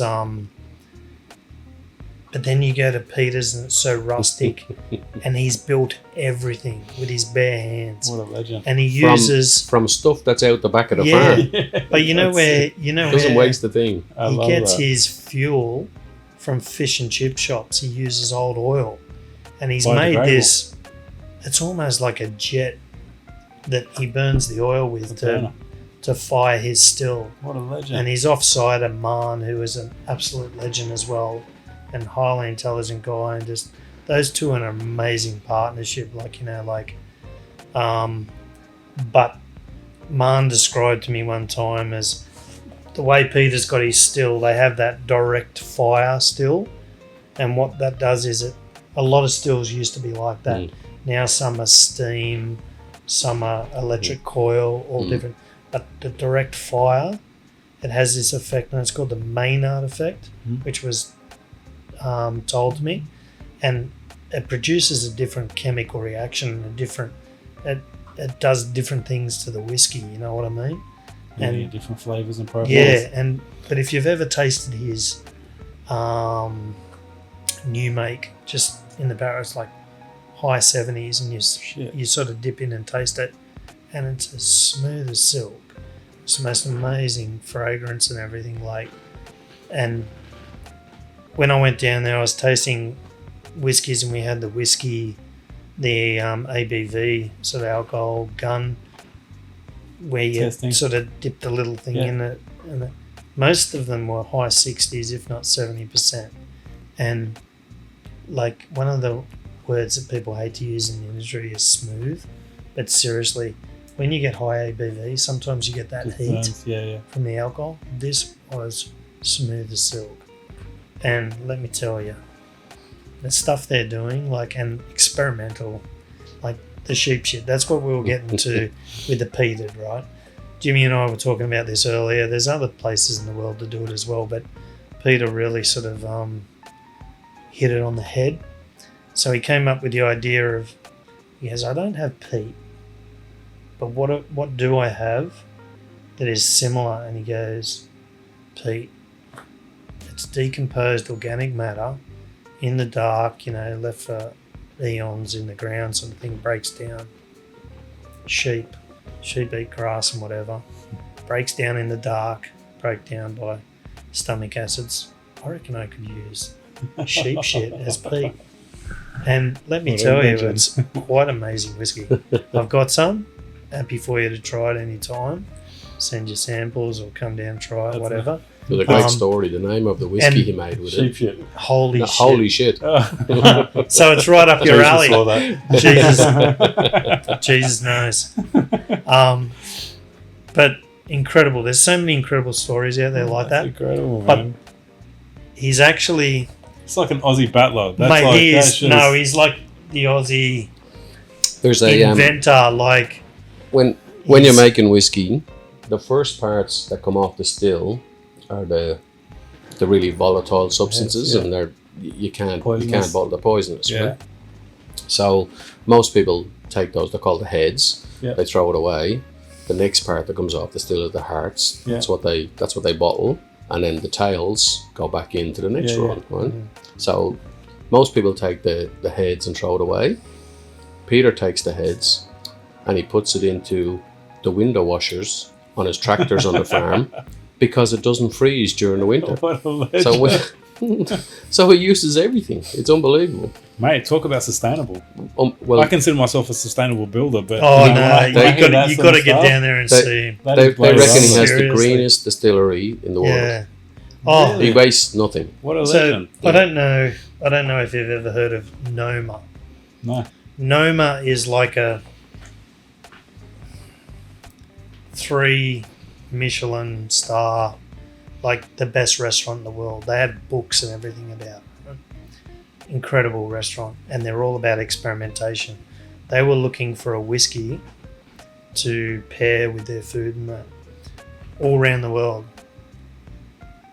They chose Belgrove as Shit. some of their, that's how, Speaks volumes. mate, like they paired Belgrove with some of their like cuisine and stuff, and like you're talking that level. And this guy, you just have to experience it firsthand. I can't even put it into words. It's next level. Yeah, right. But yeah, incredible. And But that's Australian whiskey. It's yeah. innovative.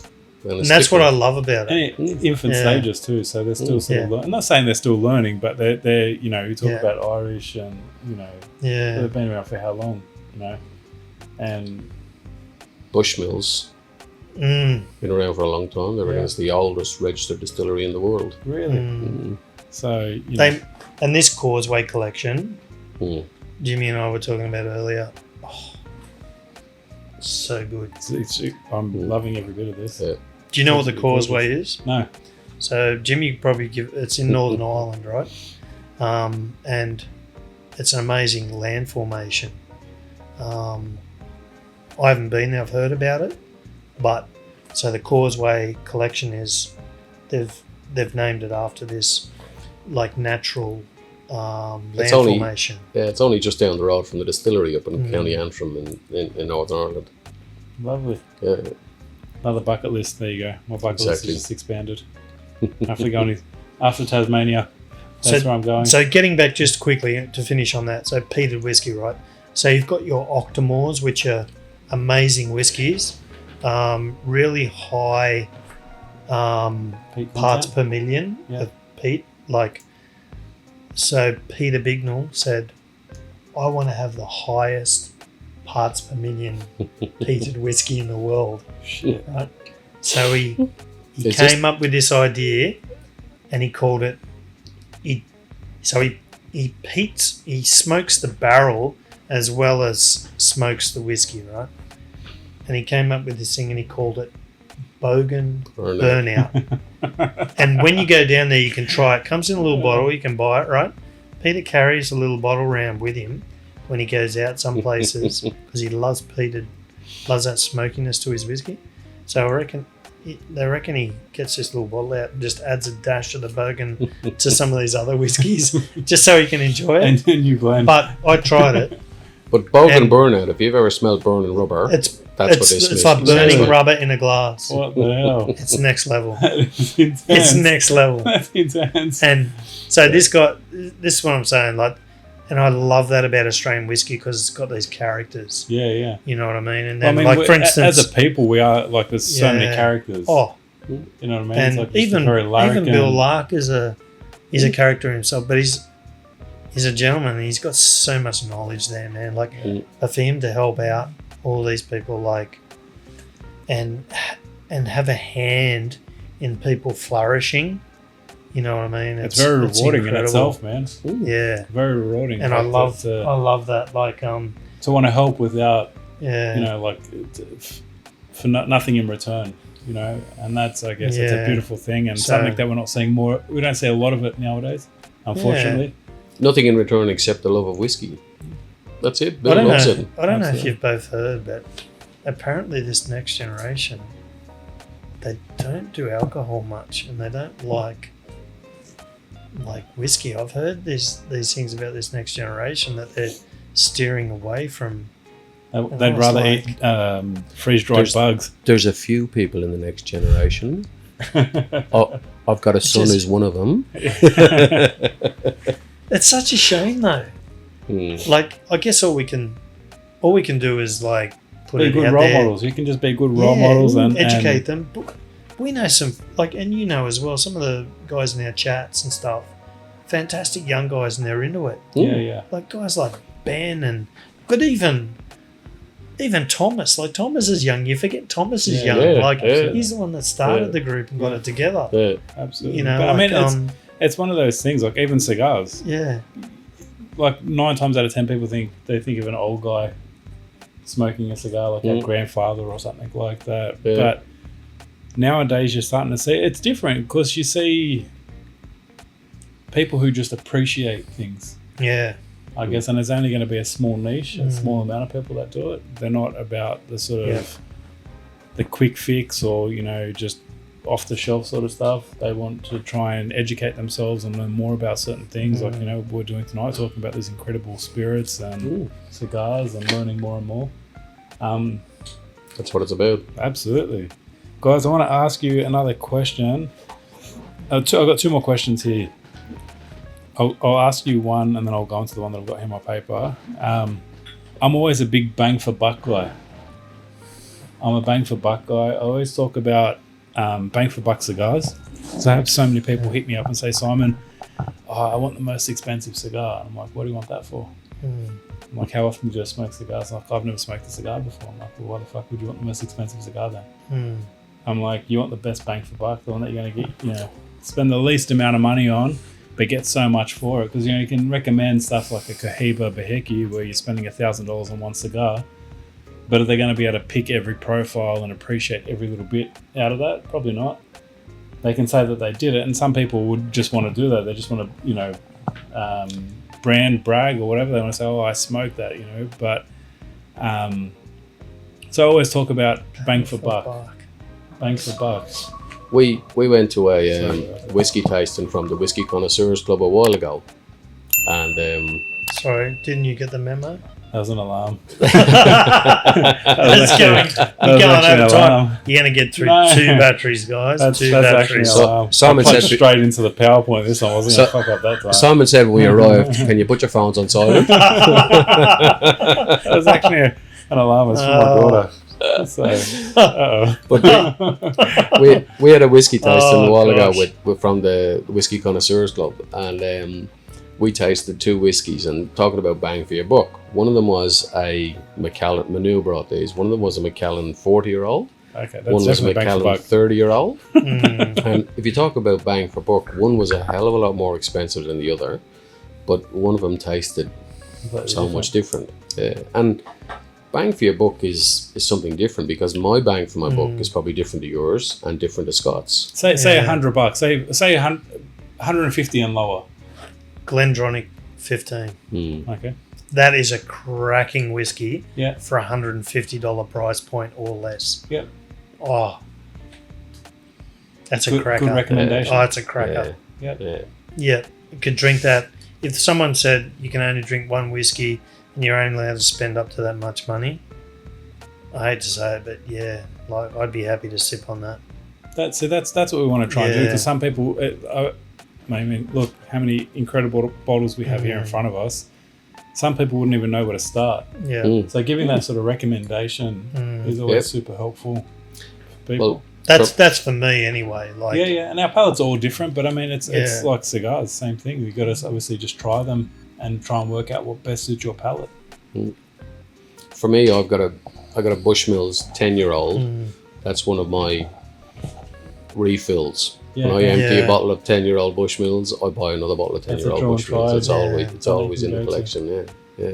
I always think I'm looking up at the Buffalo Trace Oh, for a bourbon. oh, for bourbon. For a bourbon, Buffalo Trace. Yeah, BT's like I believe they're good. Even we're talking Australian whiskey, Morris.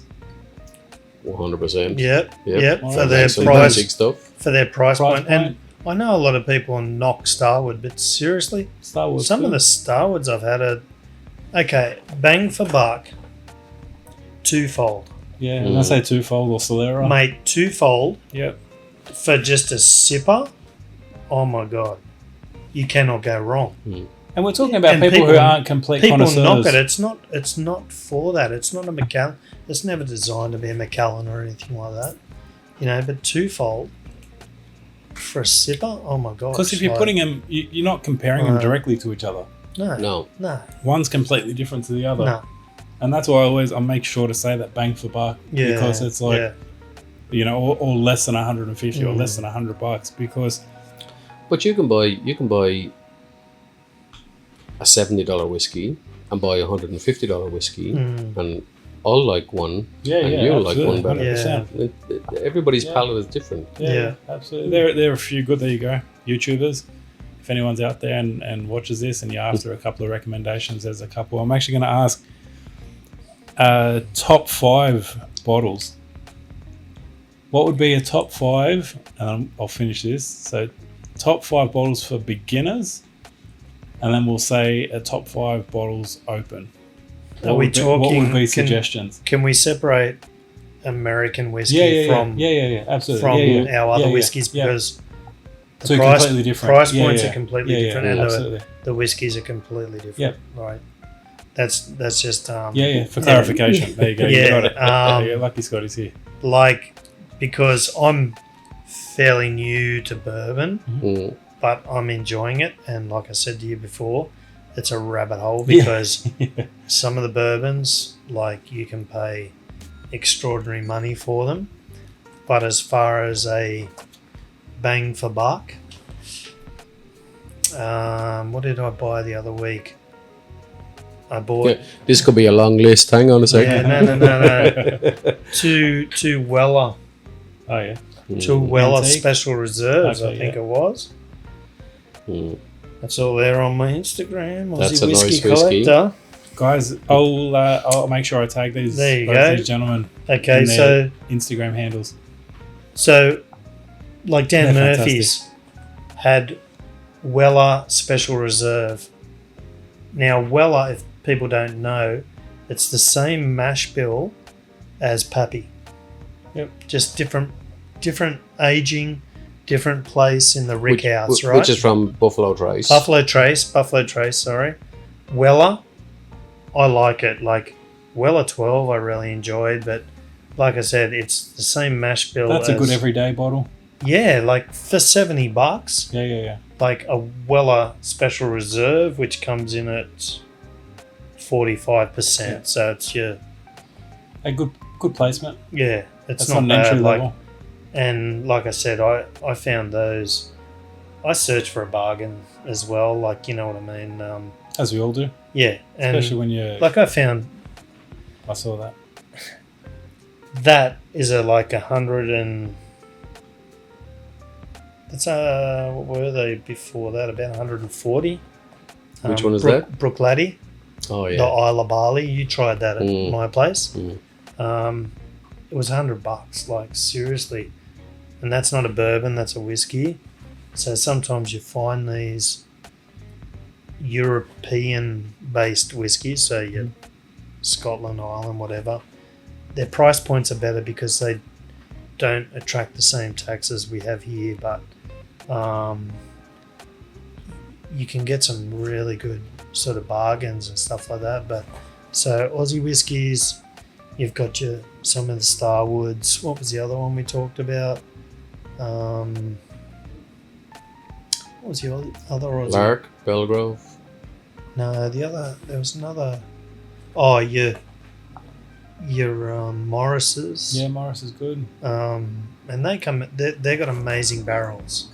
Because Morris being a wine company, so going back to my wine days, right? So Morris used to make cask wine. So when I was growing up as a kid, And Muscat. the old musket used to come in a cardboard box with the old silver pillow inside. The old Goon bag. the goon bag. The goon bag. And a lot of these companies in the 80s went through to the 90s and wine became more popular. They moved to bottling it. So a lot of these companies have got a lot of history. But Morris has got these amazing fortified wine casks. So, Definitely. And they've got a and their price point's good. They've got a few that you can pick from too as well. Yeah, They're really good. I so- think I've got a bottle of Morris up there, which is pretty. It states it's very good entry. One of my top fives tonight is the double. And it's very good value because you just need to go and see Scott. No, you don't When you need want another drop. Jim. You just need a friend. You need to phone a mate. Aren't- Call a mate. Aren't we friends, Scott? Phone a friend. That's it. Oh, No, that's beautiful. So, They've been beautiful, mate. Honestly, yeah, I can't tell you guys. but we got to crack that. We got to crack that rum and raisin. Yep. Because that's humbled. Yeah. So I don't mean to like hog the spotlight or anything. No, but not at all. That's what you're here for. So what we were saying? So we were saying Bang for buck. So best bang for buck. bang for buck, American. Like I think you can get a BT, like a Buffalo Trace, and you can't go wrong with that. You can make anything from. You can have it neat. You can have it on the rocks. You can have it with cola. You can Nice have it with whatever you old-fashioned. want. Nice old fashioned. Mhm. Just one thing with old fashioned. Okay. Someone once explained to me, if you have that ABV a little bit higher than 45 or higher, it makes. Sorry, guys. He still didn't get the memo, No, I'm guys. in trouble. He still didn't get the I didn't memo. turn that off. Okay, I've stopped it this time. I've stopped it. Like someone said, higher than 45, so that and don't make it too sweet. Mm. So I know Jimmy makes an old fashioned. I haven't tried Okay. one of his old fashions yet. Might have but, to bring the podcast set up over yeah, at Jim's so, house. There you go. Let's go. We're recording But, in the lab. So, but there's a lot of American ones out there that I don't know about, and they're probably very good. You know what I mean? I've got some weird and wonderful ones up there. Jefferson, I had the Yeah. Jefferson Tropical, I think it is, the one that they Okay. set out on the boat. I'm not sure if you've tried that. Mm. We'll grab that in a minute. You can try that. Most of the That's a bourbons, Singapore. most of the bourbons they have to be 51% corn. Yeah. Right? There's an Australian distillery over in Perth, Yep. Upshot, Okay. that makes some Oh, yeah, yeah, I've fantastic had whiskey, Upshot which is before. amazing. Yeah, And they actually won the best corn whiskey in the world 1 year, Really? a couple of years ago. Oh, yeah. really? Shit. Yeah. I did. For I their did Upshot, read it's about the amazing Upshot. stuff. Sticking Yeah. it to them. And that makes a lovely old fashioned. I haven't tried any of their stuff yet. Haven't you? No. Oh, Okay, I think really I had good. it a while ago. Yeah. Mm. That's real tasty. Yeah. There's Yeah. so many Australian Yeah. So despite us saying that some of the Australian stuff are expensive, but there definitely is some that are very... Neds make it as Neds, well. Yeah. Neds. Yeah. There's a massive array of Good old Scotty. different stuff that we can get. Yeah. And then if you were to pick, say, one or two, I know, say a bourbon and a whiskey, or a single malt, I should. What's the question? What would be like that sort of, I'm not going to say a top four, it's definitely not for a beginner, but say, what would be a must try? Bushmills 10-year-old. Yeah? Yep. Definitely. Yep, for an Irish whiskey, you can't go wrong. Okay. Absolutely I'm gonna have to sensational. get a bottle. Very easy to drink. Yeah. Very reasonably priced. Yep. Beautiful. It always makes it much more palatable. Like, and some people bloody kill me for saying this. But I bought a bottle of GTS or George T. Stagg a while ago when my son was born. Oh, it's finally gone out. There you go. Do you want a lighter? It's time for the next one. There you go. We'll spark up the next one shortly. Do we keep going on that? You can, but we'll spark up the next one. We Alright. can sit that down. Yeah, I don't get me wrong. I enjoyed the George T. Stagg, but again, for me, I'm always talking about bang for buck, and I just felt that for the price range, again, don't kill me. It's fun. Don't kill me. Don't kill me. People will friggin' shoot me as I'm walking out my house. Don't judge us. Yeah. But that's an interesting thing, because I've bought some expensive bottles that I thought, that's nice whiskey. I don't know if I would have spent $500 on it. Well, like you said, maybe I should have bought $300 bottles. The 30 and 40-year-old Macallan. Okay. Yeah, they were special. Yeah, what I'm saying, like, you've got your 30-year-old and then your 40-year-old. It's obviously going to be a remarkably difference in price. Yeah. And personally, you're saying... Yeah, I enjoyed the 30 Yeah. more than I did the 40. I'll back you up there, because that 30 was amazing. And you know what it made me do? It made me go out You didn't buy. That was an expensive like trip. an expensive It twisted your arm all the way. SMWS. But I was very lucky because I got it when it was on sale. So There you go. haven't opened it. Definitely will open it, because I'm very curious as to what it tastes like. Because that one that Manu shared with us was that was special. straight away. I said that was the dram of the night. That was, and I liked it so much more than the older expression. It was incredible. Yeah, But that's nice. the thing, that it's about what you enjoy and how you enjoy it. You might have enjoyed the 40-year-old better. Yeah. Your palate's different. Can I ask a question? So with cigars, you can have them at a point where they sort of hit their most optimal. And if you age them any more than that optimal point, they start coming back down the scale.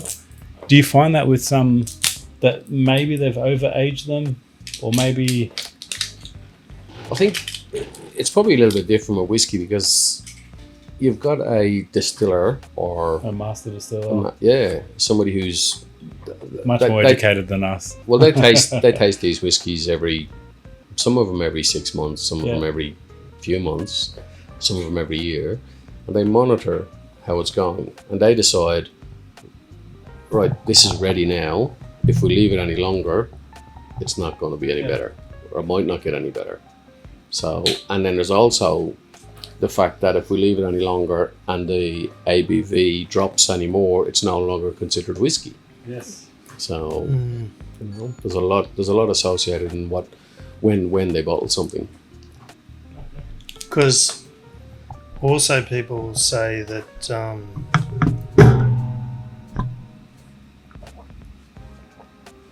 like Jim was saying, when you open them, sometimes at first you sort of go, "Whoa, that's a bit full on." Might have a funky nose. It might not have had time to sort of breathe in a way like a wine when you decanter it. And then you can leave it for a while and come back to it, and it's like it's opened up, and people go, "Wow, It's different. that's drinking different to when I first cracked it." Yeah. And they go, "I actually enjoy it now, whereas when I first cracked it, Had some impurities or yeah." So imperfections. yeah, like You know the Just a change. You know the Kanasuki that we opened, Mm. the Nouveau. So after that day, like when we tried it, I went, yeah, it had that. It's got that funk to it, you know, because it's a Kanasuki Japanese distiller, and it's got a bit of funk to it and stuff like that. And Japan has very crazy climate, like really cold, really hot, humid summers. So they get a lot of a lot of movement in the cask.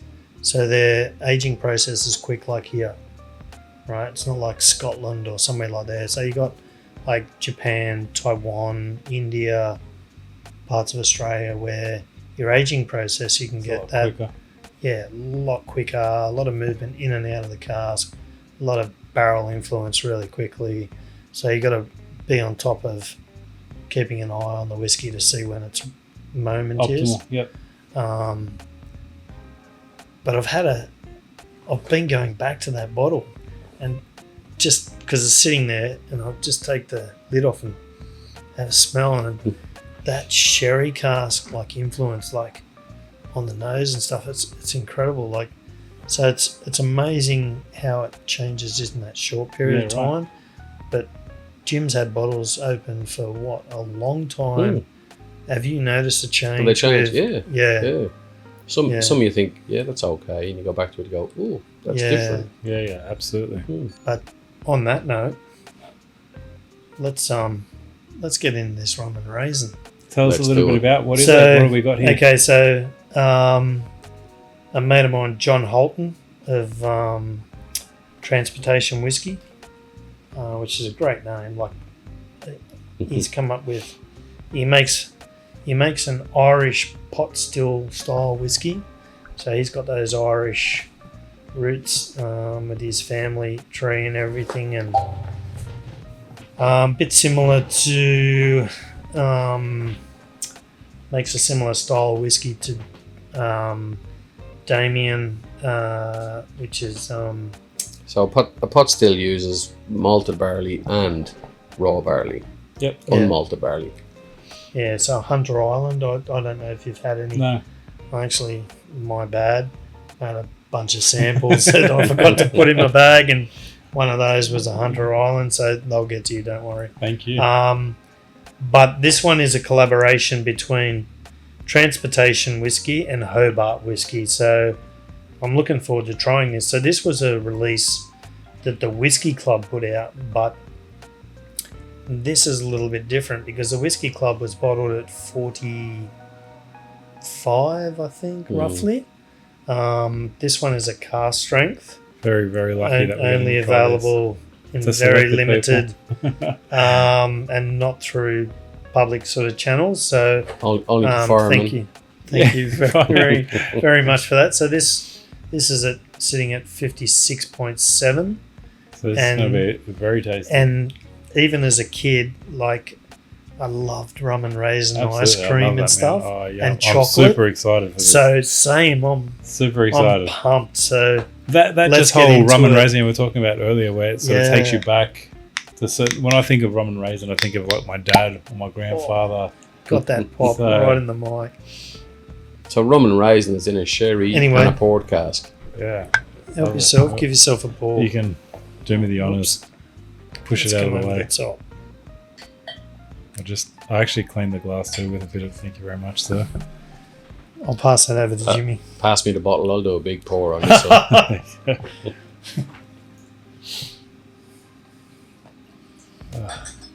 So that's sitting. You're gonna get. Sounds like a gong. It's like an obstacle course here, going back and forth. It's like a gong. You're gonna get the most amazing background noises. This is poor mate who's going to be having to edit this. This is brought to you by the Sydney Symphony Orchestra, percussion. The drunk orchestra. He's going to need to edit quite a few hours. Oh wow. Yep. Well, cheers, gentlemen. Definitely get that spice. Cheers, mate. Yeah. Cheers. Cheers, Jimmy. Cheers, Scotty. Here's the pot still.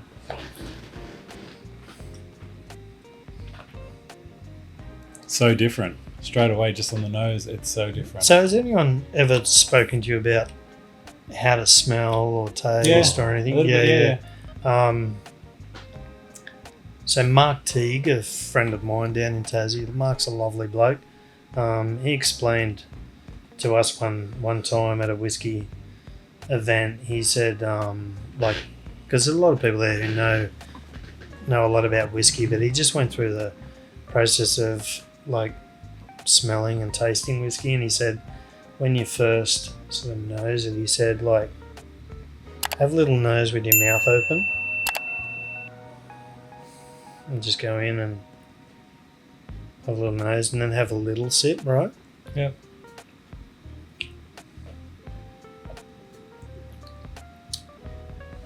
And he said even if you have to, have a sip of water to refresh your palate, but then you can go back in and Start again. with a closed mouth and stuff like that, because then you got the flavours sitting on your palate and that as well. But he just sort of described it in a way that was sort of easy to follow and It's a very similar process when you're smoking a cigar. Yeah. You can do the same sort of thing. So obviously when you're taking back the cigar, if you want to start trying to pick up, you want to try and introduce that smoke onto your palate, or even when you're tasting it, to try and really decipher. I guess that's why when you're sipping that little bit, when you're sipping it, you're not just swallowing it. no, You're letting it roll over your Exactly. coat your mouth. yeah, Let it roll over your tongue, so you can really try and decipher those flavors and profiles that are obviously inside. Obviously, if you swallow it straight away, Do you like that one, Jimmy? That's yet beautiful. Oh. You know what? You hold. I almost thought I should have smuggled in a little pot of ice cream. no, a bar of like rum and raisin. Oh yeah. What have I chocolate, got there? I've got some chocolate in the fridge. Yeah. But I was almost going to bring up old some. gold rum I and had raisin. some I had some caramel Yeah. dark chocolate. I always do dark chocolate. Guys, we're back here again. Unfortunately, I'm having a shocker. It's very poor form. Very poor form on my side. It wouldn't affect anything worse. So I'll revert high strengths. Had a bunch of battery fails and all sorts of shit. So guys, I'm sorry, this is going to be a bit of a long-winded one. But we are enjoying ourselves. Are you guys enjoying yourselves? Definitely. I'm definitely enjoying myself, Scotty. Oh wow, that was strong. You would take your breath away. That did. Yeah. So, guys, thank you. This has been good. No, that's good. Been fun. Really enjoyed it. Definitely enjoying it. Well worth a 2-hour train trip up here. 2 hours. Bloody hell. I didn't realize you're coming from so far. No, it's about an hour 40. Oh shit, man. Like you had good company. Yeah, that's it. Hey, trammer. Hey, couple of Macca's straws straight into your bag. Oh, yeah. Like I said to you earlier, I said if I get mugged, I said only if you get footage. That's the main thing. So you can put it on the YouTubes. Hopefully we get more than like 5 people watching the video. To get footy. Get mugged. Look at you wearing cod for transport and a commercial quantity of alcohols. Guys, I'm gonna ask you, what's been your standout? I haven't tried this yet. Yep. If you were to sort of, Oh, you haven't tried it? no, not yet. I'm letting it air out a bit. I know it's carb. Yeah, I don't know. So, and look, you know what? If you want to add a drop or two of water to open up, that's completely up to you. Because sometimes the water opens it up. So That, that retro hail blowing it out my nose. And I could just taste the rum and raisin just on the back of my tongue. Oh my God. yeah. So I do like a cask strength. Yes. And the reason for that is it's unadulterated. That's how the whiskey is. Yep. Coming out of the cask. And I know Jim doesn't mind. We've done a couple of tastings together where one of the ones we did was OC. Oh no, sorry. We did it at OCD whiskey distillery, but it was actually a Truth and Consequence. Now, Truth and Consequence produce basically cask strength whiskey, all the different distilleries, and like there were some crackers, man. I thought some very my IDVs of that, right? So guys, bear with me. There's been no actual recording. No, it's okay. Okay, guys. Now we're back. All right, we've had some shocking experiences now where recordings. The boy said it's only because I've had a couple of cars strained. Yeah, and beautiful collaboration between Transport, Whisky. Is it transportation? Yeah, transportation and holding it over. It's something to keep an eye out for, guys. If you all mind, yeah, you won't find it. It was a whiskey club exclusive that got sold. They're called Whiskies. It's I'm extremely honest. I'm so humbled, guys. Thank you. And this one, it was a special car strength treating this sort of version, which wasn't through the club. So I'm gonna quickly grab. Guys, I just want to say thank you, Scotty. Nice welcome. Absolutely pleasure, mate. Thank you so much for your hospitality and these incredible bottling invitation. So thank you again. Thank you so much, mate, for your hospitality and these incredible bottles that I've been very, very fortunate to enjoy. Guys, I'm going to link their socials in the YouTube bio, or if you need to know anything, if you want to know anything, if you want to know any more about these bottles or what we've smoked tonight, for about the Cuban Room, hit me up, shoot me a message. I'm super active on Instagram. I will always reply, and I'll love to chat to you about more. Again, guys, thank you so much for coming and joining me on this Friday evening, having some beautiful drams. Beautiful cigars. Thanks for the magic cigars, mate. On that note, guys, I want to wrap it up. That smells amazing. I am Simon Cigar and Spirits. I've got him on Aussie Whiskey Collector. I've got Jim 45 in. There you go. That's their handles on Instagram. Hit them up, and hope to see you guys on the next episode. Please, guys, like, subscribe, and share. Comment. I'm in the new. Bear with me while I work out how the hell to keep battery in my freaking camera and in my mixer. So, guys, thank you so much. That's me, Silence the Ice Spirits. We're tuning out. Thank you. It's Ace Solid. Thank you for song.